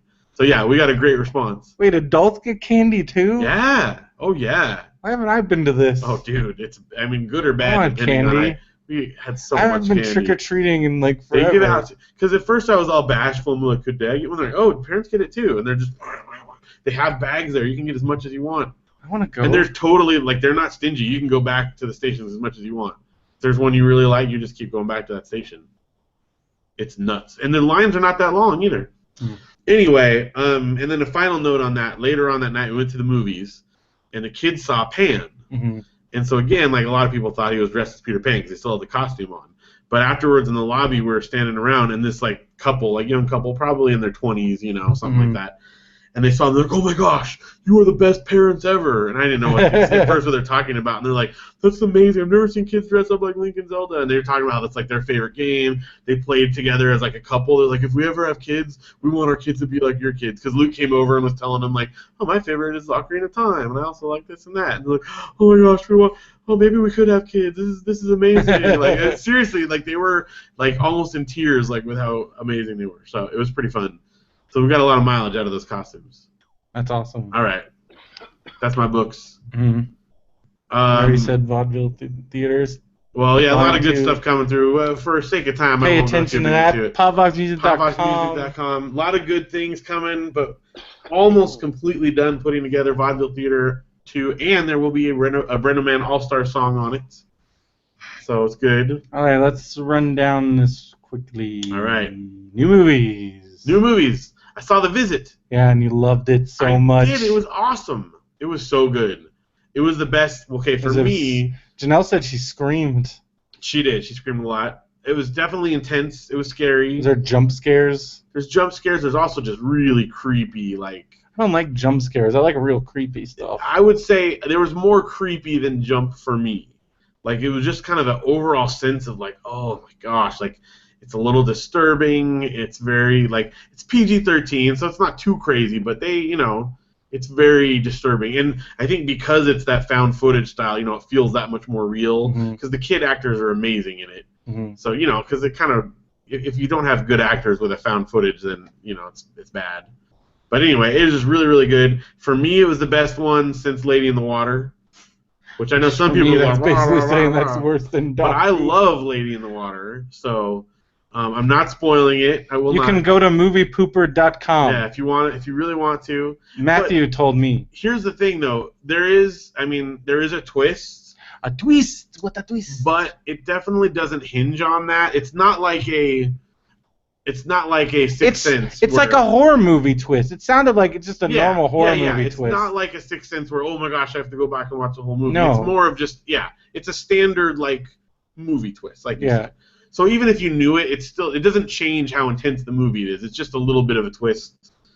It definitely doesn't hinge on that as much as some of his other stuff has. It's like things you would see in a horror movie, so I'm not calling it a Shyamalan twist. No, I wouldn't either. They weren't in a house all along. It was a science experiment. Right. Well, and both Janelle and my mom, they were all dead. My mom came with us, and both of them figured it out before, and I didn't. I was like totally like, oh, okay, I get it now. And it's one of those things too, where like when they say it, it totally makes sense. Like, oh, if you didn't get it, you would have got it. Which is more of a horror movie. Which is right. So pretty standard horror but it's movie really, stuff. really well done, and it also like touches a lot on the idea of Steve guessed it.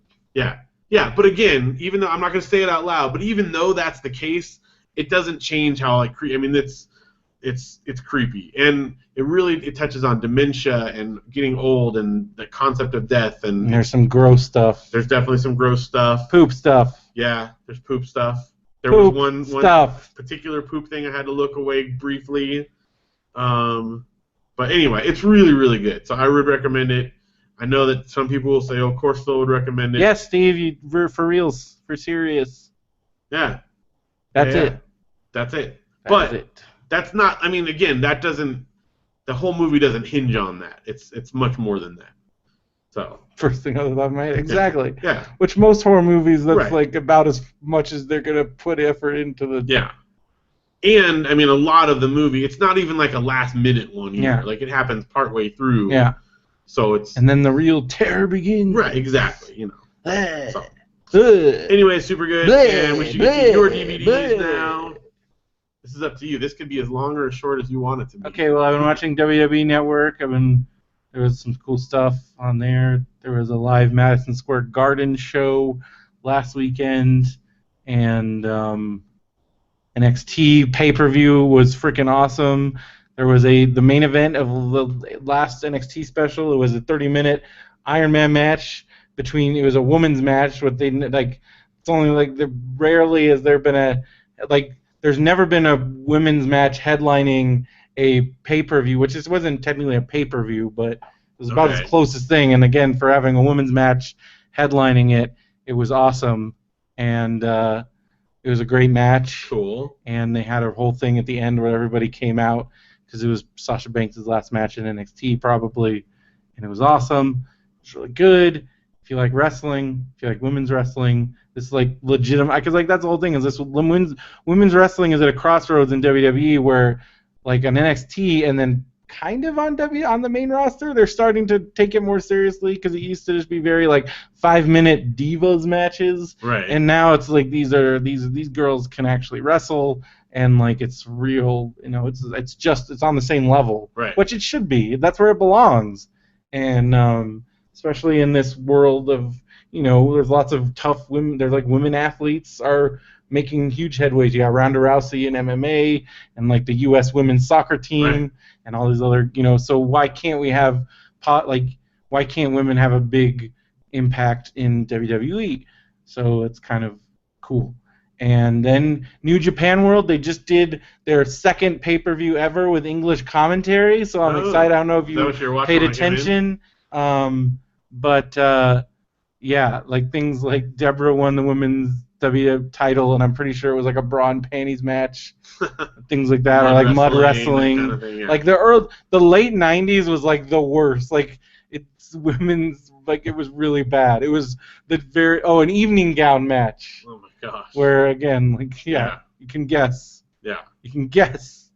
Oh, she lost an evening gown match, so because she was in her underwear, Shawn Michaels gave. So like again, had nothing to do with wrestling.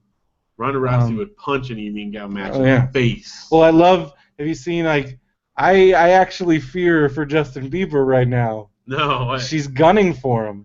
Oh because God. Apparently she tried to get an autograph for her cousin or her sister, and he snubbed her. Wow. And so now she's like, because someone asked her, like, are you a Justin Bieber fan? She's like, no, actually I was until he did this. And I was like, dude, like I kind of like what if like I'm you see the other person that she has punched before? Like I don't know. That's not somebody like if he knew that like what are you thinking? If Ronda Rousey asks you for an autograph, you give her a freaking autograph. Like I don't care who you are. Like I don't know. I wouldn't don't mess with Ronda. She'll kill you. I hope they figure out a way for her to fight Mayweather. Like 'cause I think she would kill him. I want to see her. I just want to see her beat the crap out of a dude, so all these idiots can just like people online are just posting horrific things and like. As they do. I want her to like destroy some dude, so like everybody will just shut up, and it can. It should happen. Like I don't know. I think she could do it. Yeah. All right. So New Japan World, they have an English commentary on this newest pay-per-view, and so I just started watching that, and it's cool. Cool. And that's exciting to have English. Not that Yeah. Well, that's your main language you speak, so it helps. But the Japanese announcers are so animated that kind of adds to it. So like, not that the U.S. announcers aren't, but it's not the same. So you don't get those brainbuster just for like the Lariato. Like, you don't get that kind of energy. I don't know. Is this something about like that like stuff? So I don't know. But it's cool to hear like the storyline stuff. I'm like, oh, I would not have gathered any of this. Listen to the conversations, but I kind of like making it up in my head. I'm like, I think they're fighting because of this, but I'm not 100% sure. Like, he seemed really angry when he gave his promo, but I can't tell. But like now, like I know for sure. But I've been watching Beverly Hills 90210 to keep up with the Blaze. Right. They just had another cast member, Mrs. Cindy Walsh herself, Carol Potter, was just on the show for their. They celebrated which this is going to make everybody of our generation feel old, 25th anniversary of the airing of the pilot. Was this month, just last week. Yikes. So for that, they did the Christmas episode, and they had Carol Potter, and she was amazing. She was really cool. She still acts, but she's also a licensed therapist, and she actually filmed a movie. She talked about this movie, the short film that she made. She goes to a church in, like, I think in Bel Air or somewhere, and the movie actually sounded cool, like a Christian movie that doesn't like completely. That's rare. Yeah, but it was a short. So okay, well, still. But it actually sounded like, I'm like, I would watch that. Which that's I wouldn't expect that. So but she just seemed really cool, and so listen to that. They also, this week, they talk about I guess I didn't put that on my list. I watched the unauthorized Lifetime movie. It was really entertaining, really fun. Dan Castellaneta reprised his role as Aaron Spelling, because he was Aaron Spelling in the Charlie's Angels one. So they have this mini universe. So, for instance, the girl that played Tiffany Amber Thiessen in the Saved by the Bell movie, she is in the 90210 one at the very end. So as Tiffany Amber Thiessen. And Dan Castellaneta is also going to be Aaron Spelling. It's the same guys who play Aaron Spelling and Darren Star in the Melrose Place one that's coming up. So it's like this little mini universe. And it was entertaining. I think I feel like they really like focused on the Shannon Doherty stuff, which, I mean, yeah, I get it. That's where all the like story, that's the drama. But like, I did feel like especially having met Chuck Rosen and knowing what a huge part, the fact that he wasn't even in the movie, like, I'm like, he was there. I know for a fact he's the one that like cast, like, he's the whole reason that Luke Perry is on that show. Like, he's not even in the movie. He's not a character. They just totally erased. I don't know if that was through his. I don't know. I don't know what that choice made. Just be for narrative. It just seems like, but he was such a huge part of the show. You would think it was just Darren Star and Aaron Spelling, whereas I think Aaron Spelling had a much less role. I mean, he had a pretty hands-on role, especially in season 1, but they make it seem like he was, whereas it was pretty much Darren Star and Chuck Rosen. So that was kind of I don't know, especially having met him and talked to him. I know how passionate he is about the show. So. And then also no mention of Douglas Emerson, who was Scott Scanlon in the first 2 seasons, and they wrote him off and he died. So like he's not even in it. And I mean, less of a problem for me. Again, Carol Potter and James Eckhouse, the parents, not even in, didn't even exist. But I guess, like, it's really about so much. Yeah, because it's like a 1.5 hour movie. Yeah. But the standout, as I predicted, because she had been on New 90210, Abby Cobb, who played Jenny Garth. Well, first of all, she looked and acted exactly like Jenny Garth, whereas the dude that they got to play Jason Priestley looked nothing like Jason, like not even close. Like, at least the dude that got played Dylan, like, that played Luke Perry, while he didn't quite look right, he got the mannerisms. He was doing the eyebrow thing, like he kind of had the mannerisms of Ben a Stiller Luke Perry. do him. I think he did a great job on the Ben Stiller show. Yeah. So I mean, overall though, it was entertaining. It really kind of it was fun. It wasn't like because like I felt like the Saved by the Bell one, they were just trying to be like scandalous and because it was off of Screech's book, and this one it was just like this is what happened, but in a fun way. I enjoyed it. All right. And let's see, Last Man on Did Earth. you watch the most recent one? Yes. Oh my gosh! Holy I love it crap! So much. It's every episode is like you're cringing. You're like, what's gonna happen? Yes. You have no idea what's gonna happen. Okay, like, just in case you haven't seen him, we're gonna talk about it. Spoiler alert. Like, holy crap! Dude, the Will Ferrell is like the best thing, and I kind of. I'm like something like there's no way Will Ferrell's in this show anymore. So like the fact that he talked like for 2 seconds, he just was like singing nonsense song for a little bit, and then he died. They immediately killed him. Oh my gosh, it was awesome. So great. Like, best cameo yet. Like that's just incredible. So great. And I'm still hoping. Like I hope that I don't know if like.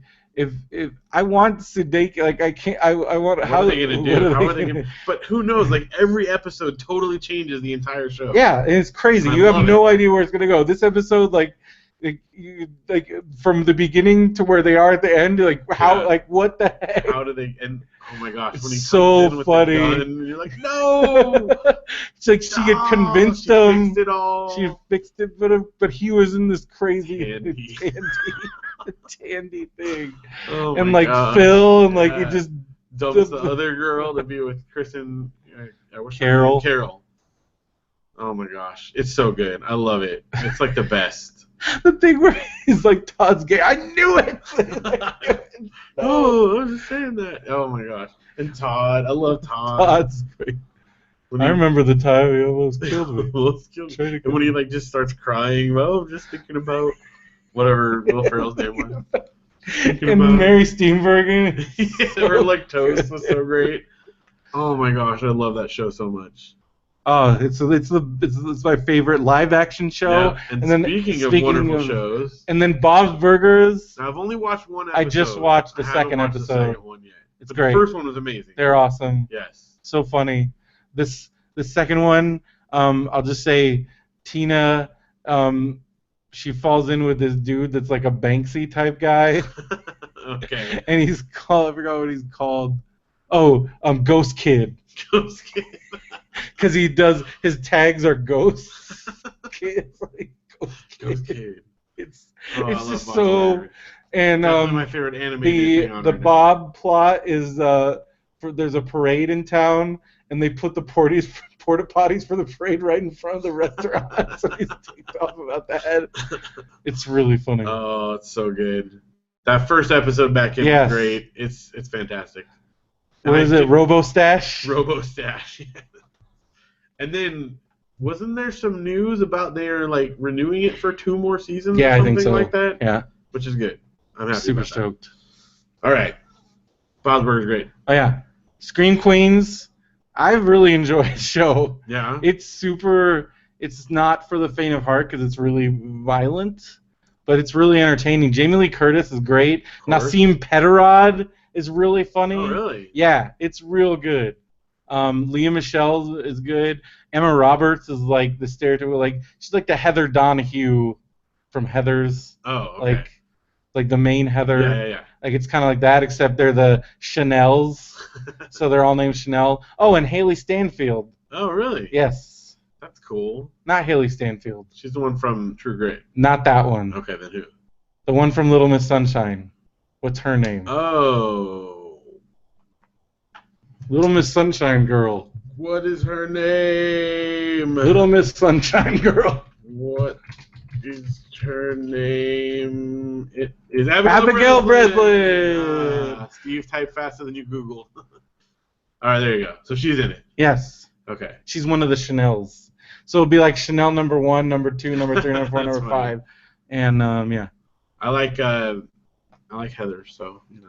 Well, it's like Heather's plus slasher movie plus. Sure, damage, Heather. It's real good. It's enjoyable. All right. Muppets. Yeah, I watched the second episode of Muppets. I watched the third one, and you want to know? Here's why I like the third one. Okay. Ralph finally freaking shows up, because for a while I was like, "Where's Ralph? Where's Ralph?" Ralph shows up, and it's real funny. Okay. There's a some cone of shame Really? jokes because he's got a cone of shame on. It's Rolf. Rolf. Yeah. Whatever.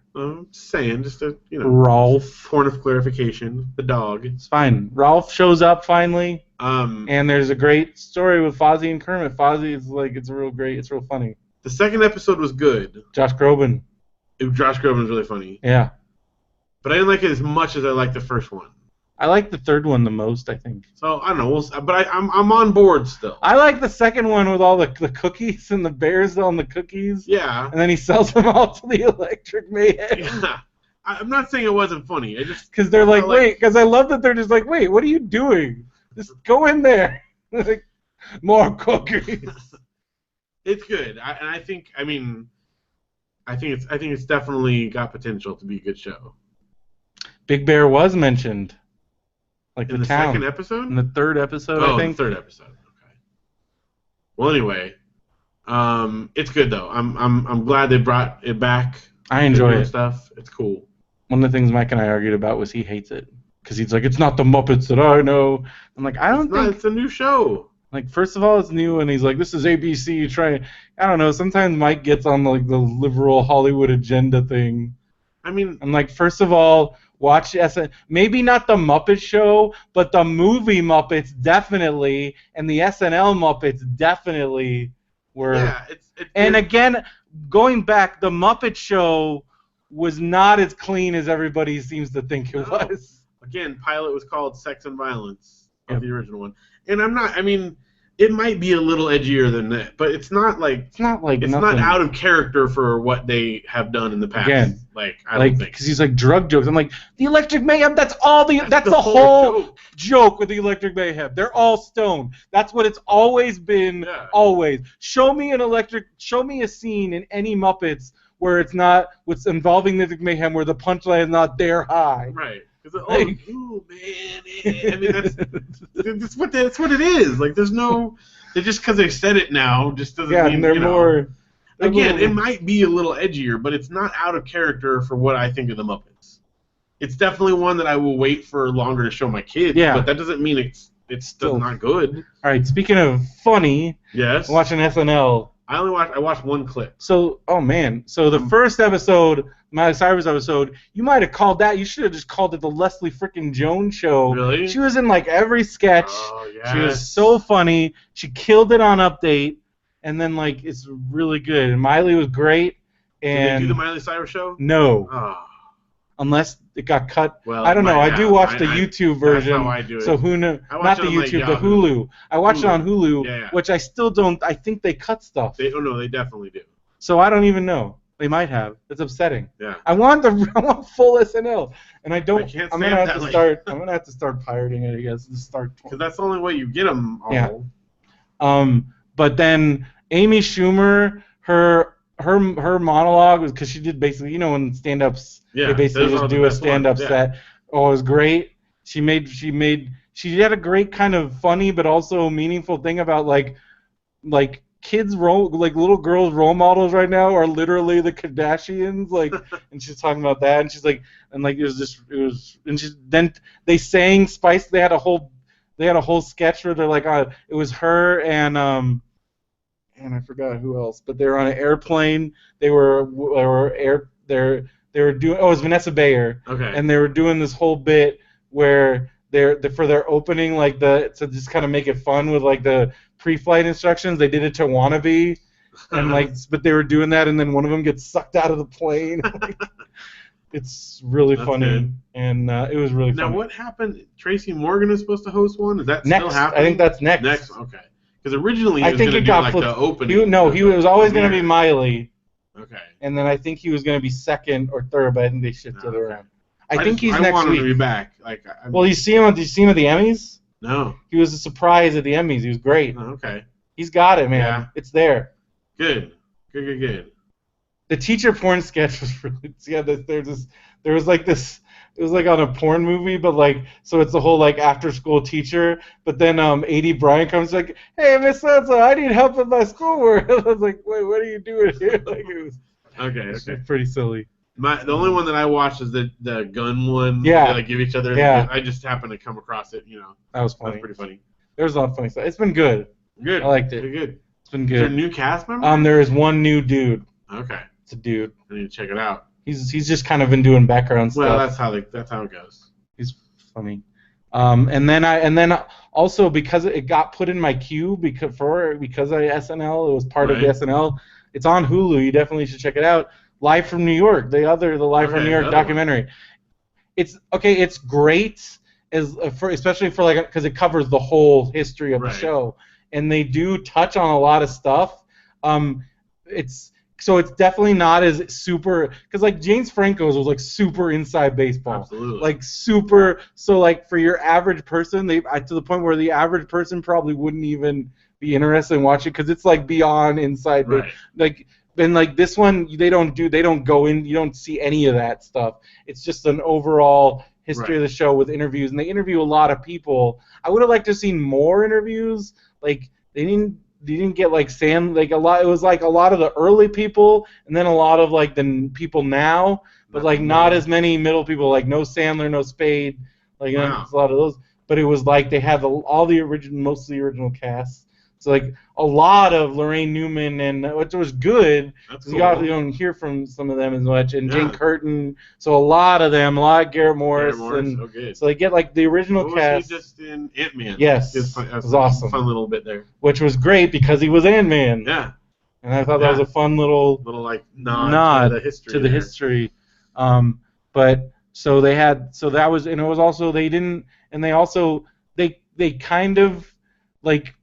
Lauren left the show, and then he came back, and it was pretty bad, but it wasn't. They didn't go into detail. They didn't interview Dick. Like, you didn't get an interview with Dick Ebersol. Like, that's what I would have liked to have. Right. That's what I would have wanted from, like, if you were going to do, like, a real. Now, I do have a DVD of an SNL from the 80s documentary, which does go. I mean, it's all the book. That book the Saturday Night book that I read, that's all. It goes into every minute detail about that. When this. At times because of that, and especially there was like very little like even from the Live from New York, it's all everybody talking crap about Chevy Chase, and then Chevy Chase being like everybody's full of crap. Right. This was it was all good. It was a very puff piece in a way, still good, though. But it's still a lot of cool clips, a lot of cool things, and the one thing that it did touch on that was very like just kind of poignant to me was like. Sinead O'Connor was totally right, and I don't think she ever I feel like society never looped back around and acknowledged that. No, probably not. And I feel like maybe we should, because like she got reamed, like she got destroyed, that ruined, and she was completely right. What she was protesting, what she was making a statement about, it was just like, and I guess that got the ball rolling on that, but not really, not for a while. Yeah, I mean, it wasn't until years later that all that stuff started coming to light, really. The Ebersol years it was actually like 80 to 85. Yeah, but that was Saturday Night's Main Event was a little bit after that. What's that? That was the WWE, like they would. Oh, okay. So this was a little bit after that. Okay. But then there was also like 1 year where it was the lady that ran it, right? Yeah. Can't remember what her name is now. Because Dick Ebersol did like 4 years, or maybe 3, and then he did 1. Something like that. Yeah. Anyway. But they interviewed a lot of the writers, a lot of the stage guys, like that one dude that's been there even longer than Lauren, right. The prop master guy that is in like some of the older stuff, and like. And he was there through the middle years. Yeah, and he was there through all the years. Howard Shore, like the original music director, right. Like I don't think people realize that was where he got his start. Even Paul Simon, so like some of the original Candice Bergen, nice. It's like a lot of the OG. But again, the whole Sinead, because they do bring up the Sinead O'Connor thing, and they do like Chris Rock even straight up says it in his sound bite, he's like, and she was right, and then I'm like, yeah, she was right, and I also feel like society didn't turn back around because like, and that is kind of a bummer. Yeah. And now she was also like. because everyone's like, oh, she was weird, she shaved her head. I'm like, yeah, but when you read about her, she was also way ahead on like the whole women's, like that was kind of her whole thing about women's body issues and stuff. And then the Pope thing was definitely like child abuse in the church, and like at the time nobody wanted to hear that. We're like, that's crazy. And they show like the response, like people steamrolling their albums and stuff, and I'm like, wow, Yeah. like that's kind of like good bummer. on her, but good on, like that's powerful that she, like the fact that she did that, like that's some, and they show it in its entirety in the documentary, Really? and it's like I had never seen it. I think, yeah, I feel like I and haven't. It's like quiet, and you could tell she like, and they even asked her, like they show like it's like not a current interview, but like where she like she thought she's like, I think I might, like she thought like people were gonna kill her, like. Well, like, I mean, it's not that like, far from possibility. But like, it's like, and you could see the look on her face too. Like, it's like she's like, whoa, like that happened. Like I did it. Like whoa, because it's like, yeah, it's pretty intense, and it's like silent. Like there was nothing. There was no music playing, and she just, and like, holy crap. Wow. And then like they interviewed her. Then they showed an interview of her like the next day, and the MTV video is like, what's gonna happen? She's like, I have no idea what's gonna happen. Like you can tell she's like, holy crap. But like it's, I mean, I don't know. It's pretty intense. And then even because I remember even SNL made fun of her after that. Well, yeah, they had people tearing up all kinds of stuff. And then just like they had her on the Sinatra group. She was a frequent guest on there. They do bring up Dice and the whole Dice Clay. Oh yeah, yeah. And they bring up a lot. I mean, it's not complete because they do talk about some of the issues like racial, like equality in the cast and things like that. Women, like that's just like the boys' club and like kind of how that, and like so they bring up, they're not afraid to talk about that stuff. Good. But there is a level of like you can tell some things were kind of brushed away. It was on Hulu, you said, right? Yes. Definitely would like to check that out. It popped up in as an episode of SNL, so. It was cool. Yeah. So I think if you go into SNL, like Live from New York is in the episode list. Right. Or just search Live from New York. It was really good. And then to get in the mood to go to Not Scary Farm, I watched Blair Witch Project on Amazon Prime. Nice. And it got me in the mood. Got you in the mood. Still, it's in my, like, there are parts of it where actually, like, if I would, like, probably now, but, like, right after I watched it, if you had said, hey, Brendo, let's go camping in Idlewild or something, I'd be like, no, I'm good. I'm good. Yeah. Because, like, the parts where they're in their tent and they're hearing all those noises, and then when they hear the kid noises, and then when they hear, like, when Josh gets abducted, and they hear him, like, if I was in the middle of the woods in a tent and that's what started happening, I don't even know what I would do. Like, and they even joke about that. They're like, because the guy even said, like, if I heard it, because like there's like Josh is the first one that says he hears something. He says he hears a cackling, and Mike is like, if I heard a cackling, I would pee my pants. I'm like, I would do way more than pee my pants. Like, if you're in a tent in the woods, you're already like lost and don't know where you are. You start hearing things like that, like I would die. And I sure as shit would not go in an old abandoned house that we just happened to stumble upon running around the woods. Like, I don't care if I can hear my lost friend in that house. You're not going in? I don't Even think I was like, Brendan, please. If it was you? I need your help. If it was you. But what if it was you and it was a trap? Because it was a trap. I know, but what? Brendan. Would I go in that house for you? It hurts. I'd go in there for you. It'll hurt if I swallow. Mommy! I hate that commercial more than anything in the world. Because it made me, like, also deathly afraid of sore throats. Yeah. Yeah. Because I'm like, is that what's going to happen? This is going to be you, kid. Mommy! It'll hurt if I swallow. Like, Mommy! But, like, just watching it again, like, I don't know, I was like, camping is freaking scary, man. And, well, like, we won't go in that whole situation. But then, yeah, I'd go in the Blair Witch house. Oh, you go in the Blair Witch house. I'd get murdered. You get murdered for me. But then wasn't it just like someone using the voice though? It wasn't really the person. No, you don't know. You don't find out. Okay. It was, I think, well, like what I think, like in the context of the movie, the Blair Witch, because so basically if you follow, there is a storyline that makes kind of sense. You just got to follow it because it's not like explicitly. So they get to a part where there's like that cemetery thing, and then they go. At first they go during the day, then they go back at night, and at night Josh knocks over one of the cairns. Right. And then he's the first one that gets taken. Okay. And then they get actually the next night there's 3 of those cairns outside their tent. And that's kind of the get out of here. Right. But then, like, they can't get out. They don't know where they are. They get lost in the woods, even to the point where they head south the entire day, and they still end up at that stream. So clearly, by that point, some supernatural thing is happening. They're in the clutches of the witch. And then she gets Josh. And then she leaves the tooth and what looks like might be a tongue in that little bundle. And she's like, ha, I gotcha. And that's when Heather films that thing, like, she realizes that, like, we're gonna die. And that's where that actually, when I'm watching it this time and I realize, like, oh, she knows they're dead. So what do you do when you know you're gonna die? And that kind of made it a little bit more like, oh, man, this is kind of intense. Because it's like, what would I do if I'm like, Heather was the first one to realize, like, we are going to die. And, like, that's messed up.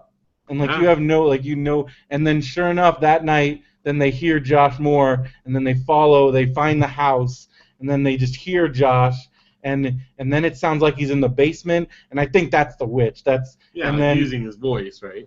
You never see, and then when she goes, so first Mike goes down to the basement, and then his camera, something happens to him, and then Heather goes down, and then you see Mike is facing the wall, and she sees that, and then the next thing, Heather gets knocked over. And what that is related to is because when the witch, that's a callback to, like, they're telling when, like, she's interviewing the townspeople, and there was a serial killer in the 50s who there was a hermit that lived out in the woods, and he killed like 8 kids, and he would bring them down to the basement in pairs, have one to, like, look at the wall because he didn't want them looking. And then he'd kill one, and then he'd kill the other one. Ugh. And the witch told him to do that. So then when they go down, so you're supposed to, as soon as you see him looking at the wall, you know what's going on. It's like, like it's kind of like, it's not like scary. It's not like, but it's like creepy. Yeah. When you're thinking about it. I'm a little creeped out now. Like if I ran down a basement, it's like you looking at a wall. Don't look at a wall. Don't look at a wall. And, like, a lot of people are like, oh, it's not scary, but, like, I don't know. You got to just feel it, like, the mood. Think about if it was – I always just put myself in that situation. I'm like, what if I get lost in the woods and all this stuff's happening? You start hearing just loud, like, it sounds like rocks smashing and, like, something stomping around in the woods. And then you start hearing kids. Like, I would lose my you don't even need to take me to some little murder house. You just go right I probably would die of it. I would probably, like, either poop myself to death or something. All right, well, that was Blair Witch Project. And then I already talked about the stuff I watched, Bob's Burgers, Muppets, Last Man on Earth. I finished all the Storage Wars on Netflix. Again. And now I'm tempted to go back and watch more Storage Wars again, but I don't have that kind of time. Too much other stuff. Yeah. All right, we talked about Twin Peaks already. I think we have time. We should just call it. Should we do Marmaduke? We can do a Marmaduke. You want to do Let's Marmaduke? do Marmaduke. Because I brought him Nintendo Power. We'll do it next time. I'm really tired. We need to wrap it. So we're gonna do Marmaduke for tonight. Real quick, video games. I played the Star Wars Battlefront demo. Oh yeah. Being part of the Battle of Hoth is like the greatest thing ever. Yeah. But being the part of a Battle of Hoth with like all these dudes that all they did all weekend was play the demos. They're like level 20, and they have that power-up that turns you into Darth Vader or Luke Skywalker, and then you just go around like just killing everything with your lightsaber, and that just happens over and over and over again, and I died like 50 times, and I had like 2 kills and 50 deaths, and my squad is like, what is wrong with you? And I'm like, what? I'm a stormtrooper.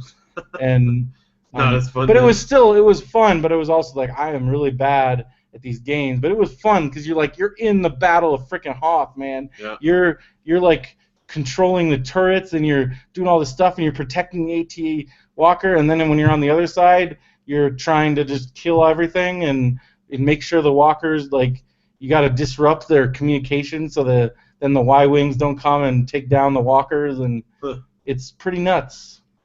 You're there, and the music is spot on. The all the effects, the Wilhelm screams. Feels good. Oh, dude, I might buy the game even though I suck at it.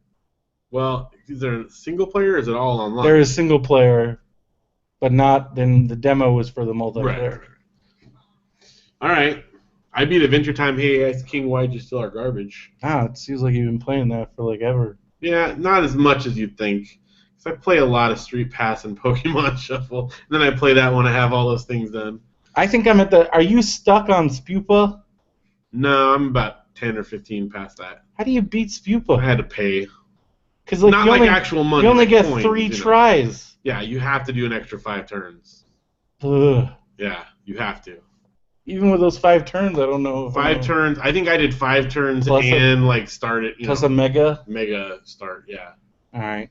But yeah, I basically and not real money. I not put real money, but you have to use coins. That's the only way around it. Mm-hmm. But did you get that like red dragon guy, the Latias? I think so. From the ramp up one? Yes. Yes, because he's awesome. I use him on everything now. Even if he's not like up arrow, he's the best. Mm. So we should level him up. That's a good tip. All right. Ready for Marmaduke? Yeah. All right. So it's Phil, the dad. Phil. And Marmaduke's taking a nap, and he comes up. Okay, Marmaduke, time for your lesson. He's got a stick. He's holding it out. Jump! Marmaduke jumps over the stick. Attaboy! Okay, now roll over. Marmaduke rolls over. Good. And then the wife comes out. Hi, can I watch? We just finished. You teach him any new tricks? I don't know. You ever get the feeling somebody is just humoring you? I don't even know. That doesn't fall into anything. No. That falls into nothing. no. There's nothing. That's a nothing. I'm at a loss for words. Is he just half-assing the tricks? Well, yeah, okay. I guess it's Marmaduke as a person because you can see him like glaring at him, like he doesn't want to do them. I don't know. Marmaduke is lazy. Marmaduke is lazy. Marmaduke thinks he's a person. I think it's Marmaduke. Marmaduke is not funny in the least. Marmaduke, like that just sucks the air out of it. Like what? It's just like a dog doing tricks, and he's not really doing tricks. And maybe he's not really wanting to do the tricks that he did. That's Marmaduke. There you go. Oh man. All right. I think that's good. What do we say we were calling this episode?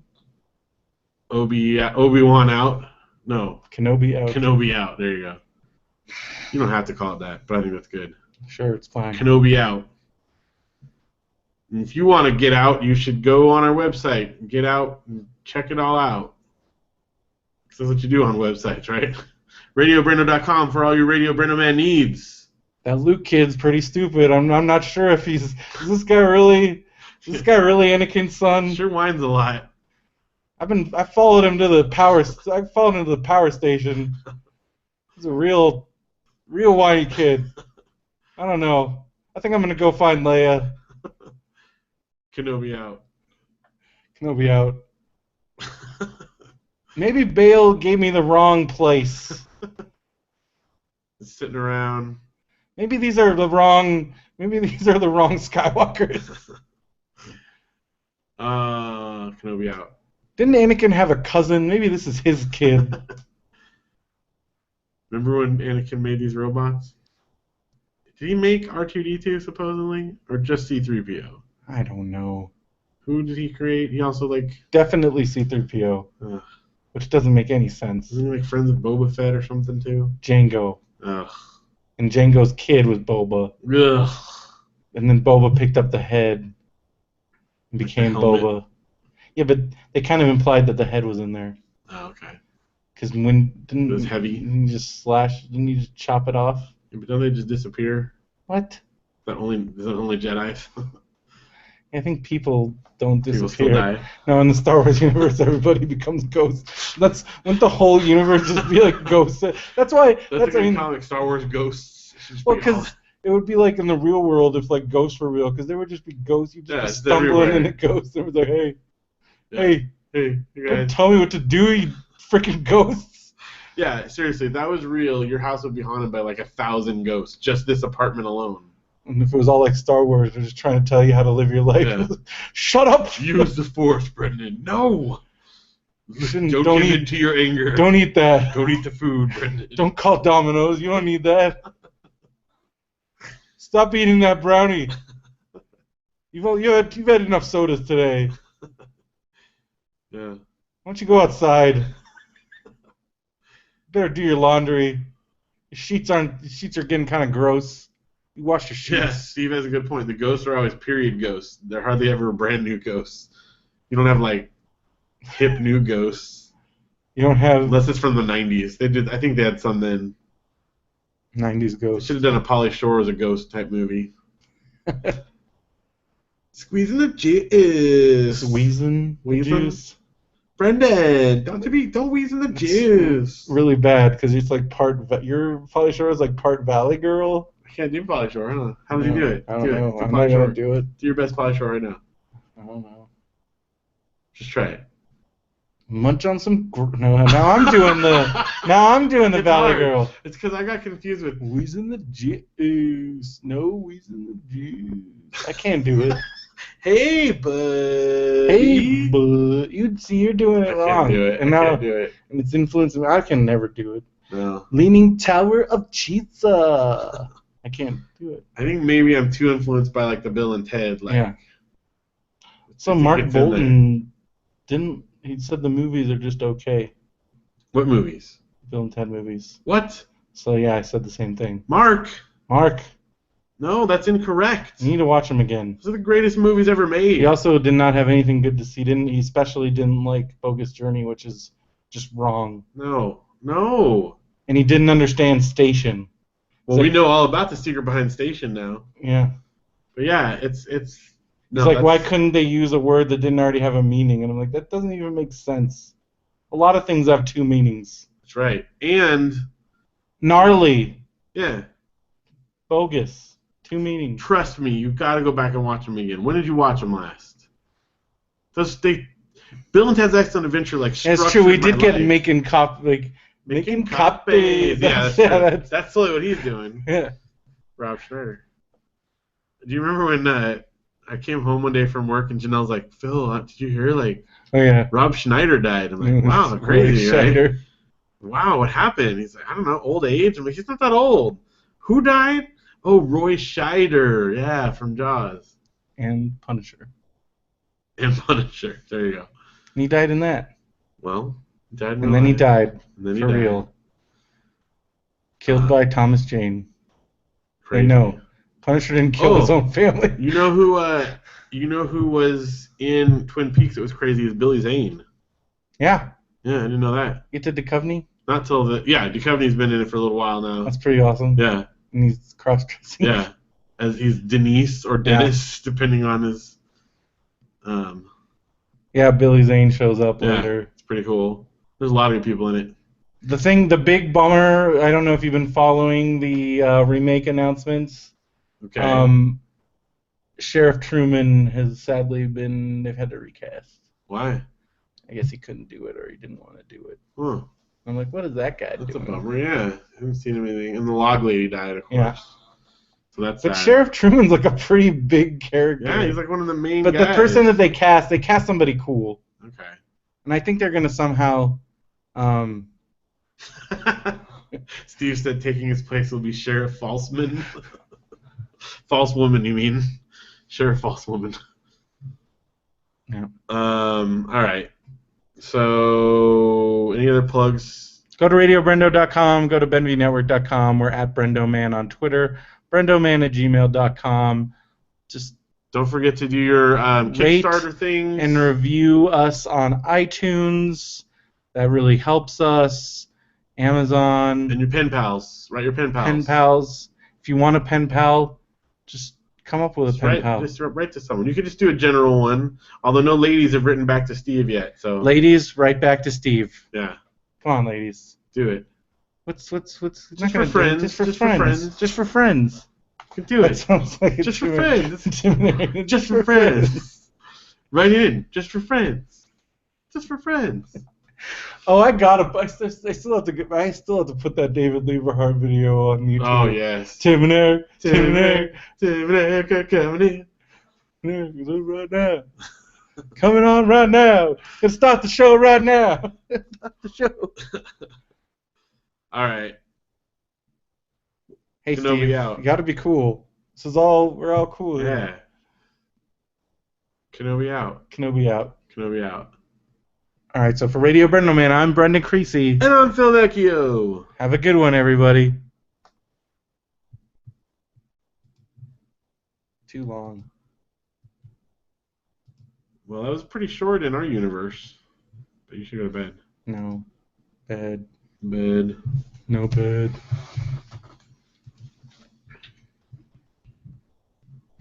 That was the worst Marmaduke yet.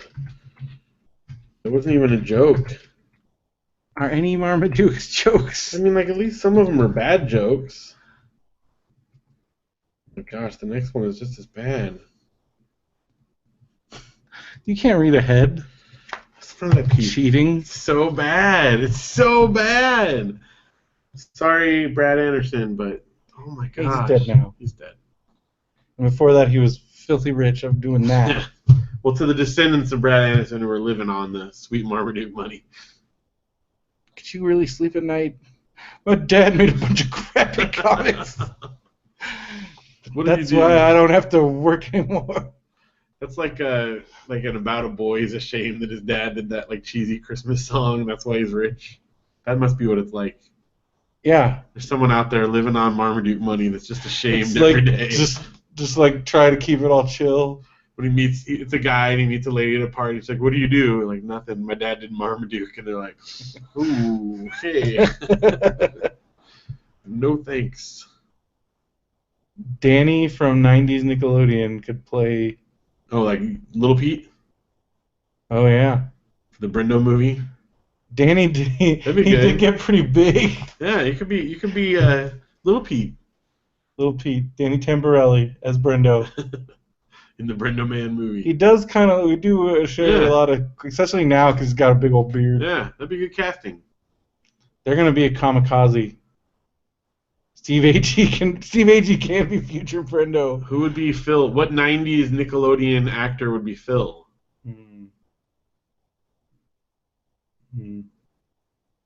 Anyone? I don't know. I can't come up with any. Kenan Thompson. Yeah, he can do anything. Now I'm thinking of Kenan doing like Phil impressions. He would do some like really good bad puns. I could see. Yeah. Yeah. Do some good dad jokes.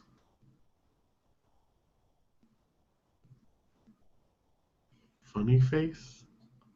He's doing. That's what you would do, Kenan, and you. Oh, okay. That's Kenan. That's his impression of Kenan is me. I don't know. Because he does all his faces. Yeah. The Kenan face. I think in high school it would have been Sam from Clarissa Explains It All. Yeah. I kind of had Sam hair a little bit. Also, okay, do you remember this kid? The kid that was the episode of Pete and Pete where the Nightcrawlers episode and he grew his sideburns? Yes. That kid. That's you. That. Okay. You can do that. Yeah, I just remember he had like a big old beard. And he was also on an Are You Afraid of the Dark? That was a great episode. You'd be that kid. I'd love that. Omar Gooding. Donnie Jeffcoat. What about the guy that was Pit Stain?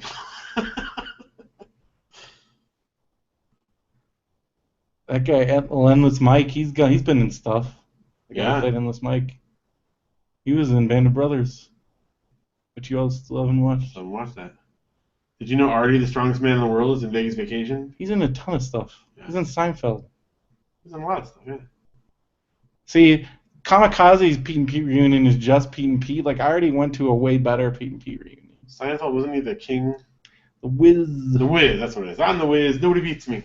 And he does like a little walk. Mark Summers. Now we're just saying Nickelodeon people. Okay, I forgot this too. I was going to mention this, but we went swimming at the pool of the RV park. Yeah. And they're pooping it? No, it's really nice. But Amy is like a junior lifeguard, Mm-hmm. and she like is fast, and she like beat Dad in a swimming race. And she's like, I could beat you too. I'm like, no, you can't. So it's a real long. It's like I don't think it's quite Olympic length, but it's a really long pool, like almost Olympic length. And so first we did like the width wise, and I beat her in a race across that. And they're like, oh, you couldn't beat her long ways though, because they thought I couldn't do it. So we went the long way. People don't understand. Fats on the water, Yeah. we are equal 'Cause ground. I'm already a good swimmer, like I have been. Yeah. It's just a matter of like running out of breath. So like long distance, I probably couldn't do as well as I used to, but short distance. So anyway, I beat her doing that too. So we were doing like all these races back and forth. Then we did like who could swim underwater the farthest without like taking a breath and stuff. So I was like, a lot of times we play around in the pool and just kind of bounce around, but I was like, intensely swimming. And so this morning, like I woke up. This was just yesterday. I woke up and I was like super sore, and I didn't realize what it was. Like, I'm like, Janelle, I think I slipped on my back wrong. She's like, no, I think you went swimming yesterday. I'm like, oh. Like every muscle in my body was sore this morning. Getting that workout. It's good, but I need to do that a lot more. You guys need to get a pool. Yeah. And then we can swim in it. That'd be good, except you know how much pools cost? There's so much. That's where I'm just like, a lot of my friends are rich. Yeah. Like, because it's not just putting it in, but maintaining a pool is a crazy amount of money. Not to mention, I don't think you're even allowed to put in pools right now. No, I don't think so. But just putting in a pool is like way more expensive than I thought. Yeah. And then the maintenance. And then the maintenance on a pool. Well, that's where I told you about that cheapskate show, and the woman, like, she's like, you just do your own chlorine. She's like pouring, and then she's got her own pool, like homemade pool cover, and then she's washing her clothes in the pool. Yeah, that's just nasty. All this stuff, and I'm like, no, none of this is right. This is all that's horrible. Like she had blown herself up, mixing or like just killed herself, or like just like one day you just like jump into like sludge or like toxic. Turn your pool into like an ammonia. Like flesh-eating disease in it or turn your pool into like an ammonia pit or something. Ugh.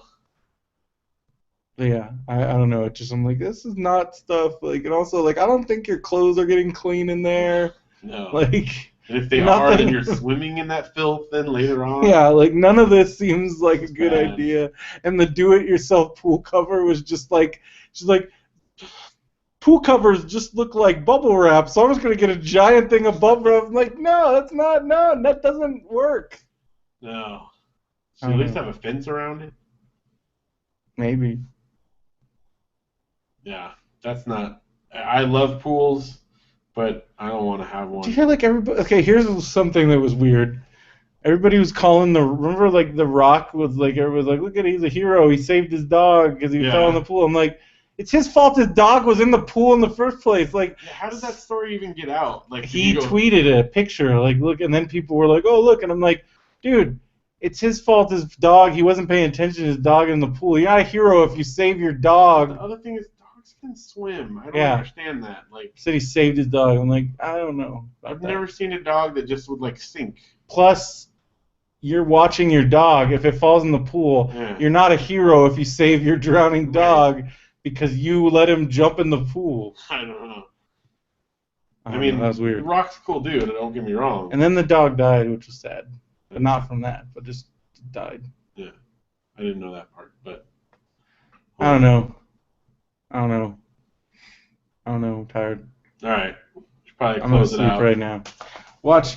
What if one day someone just opens the Hangout and be like, we both fell asleep. The camera's on. What if somehow we both like dozed off?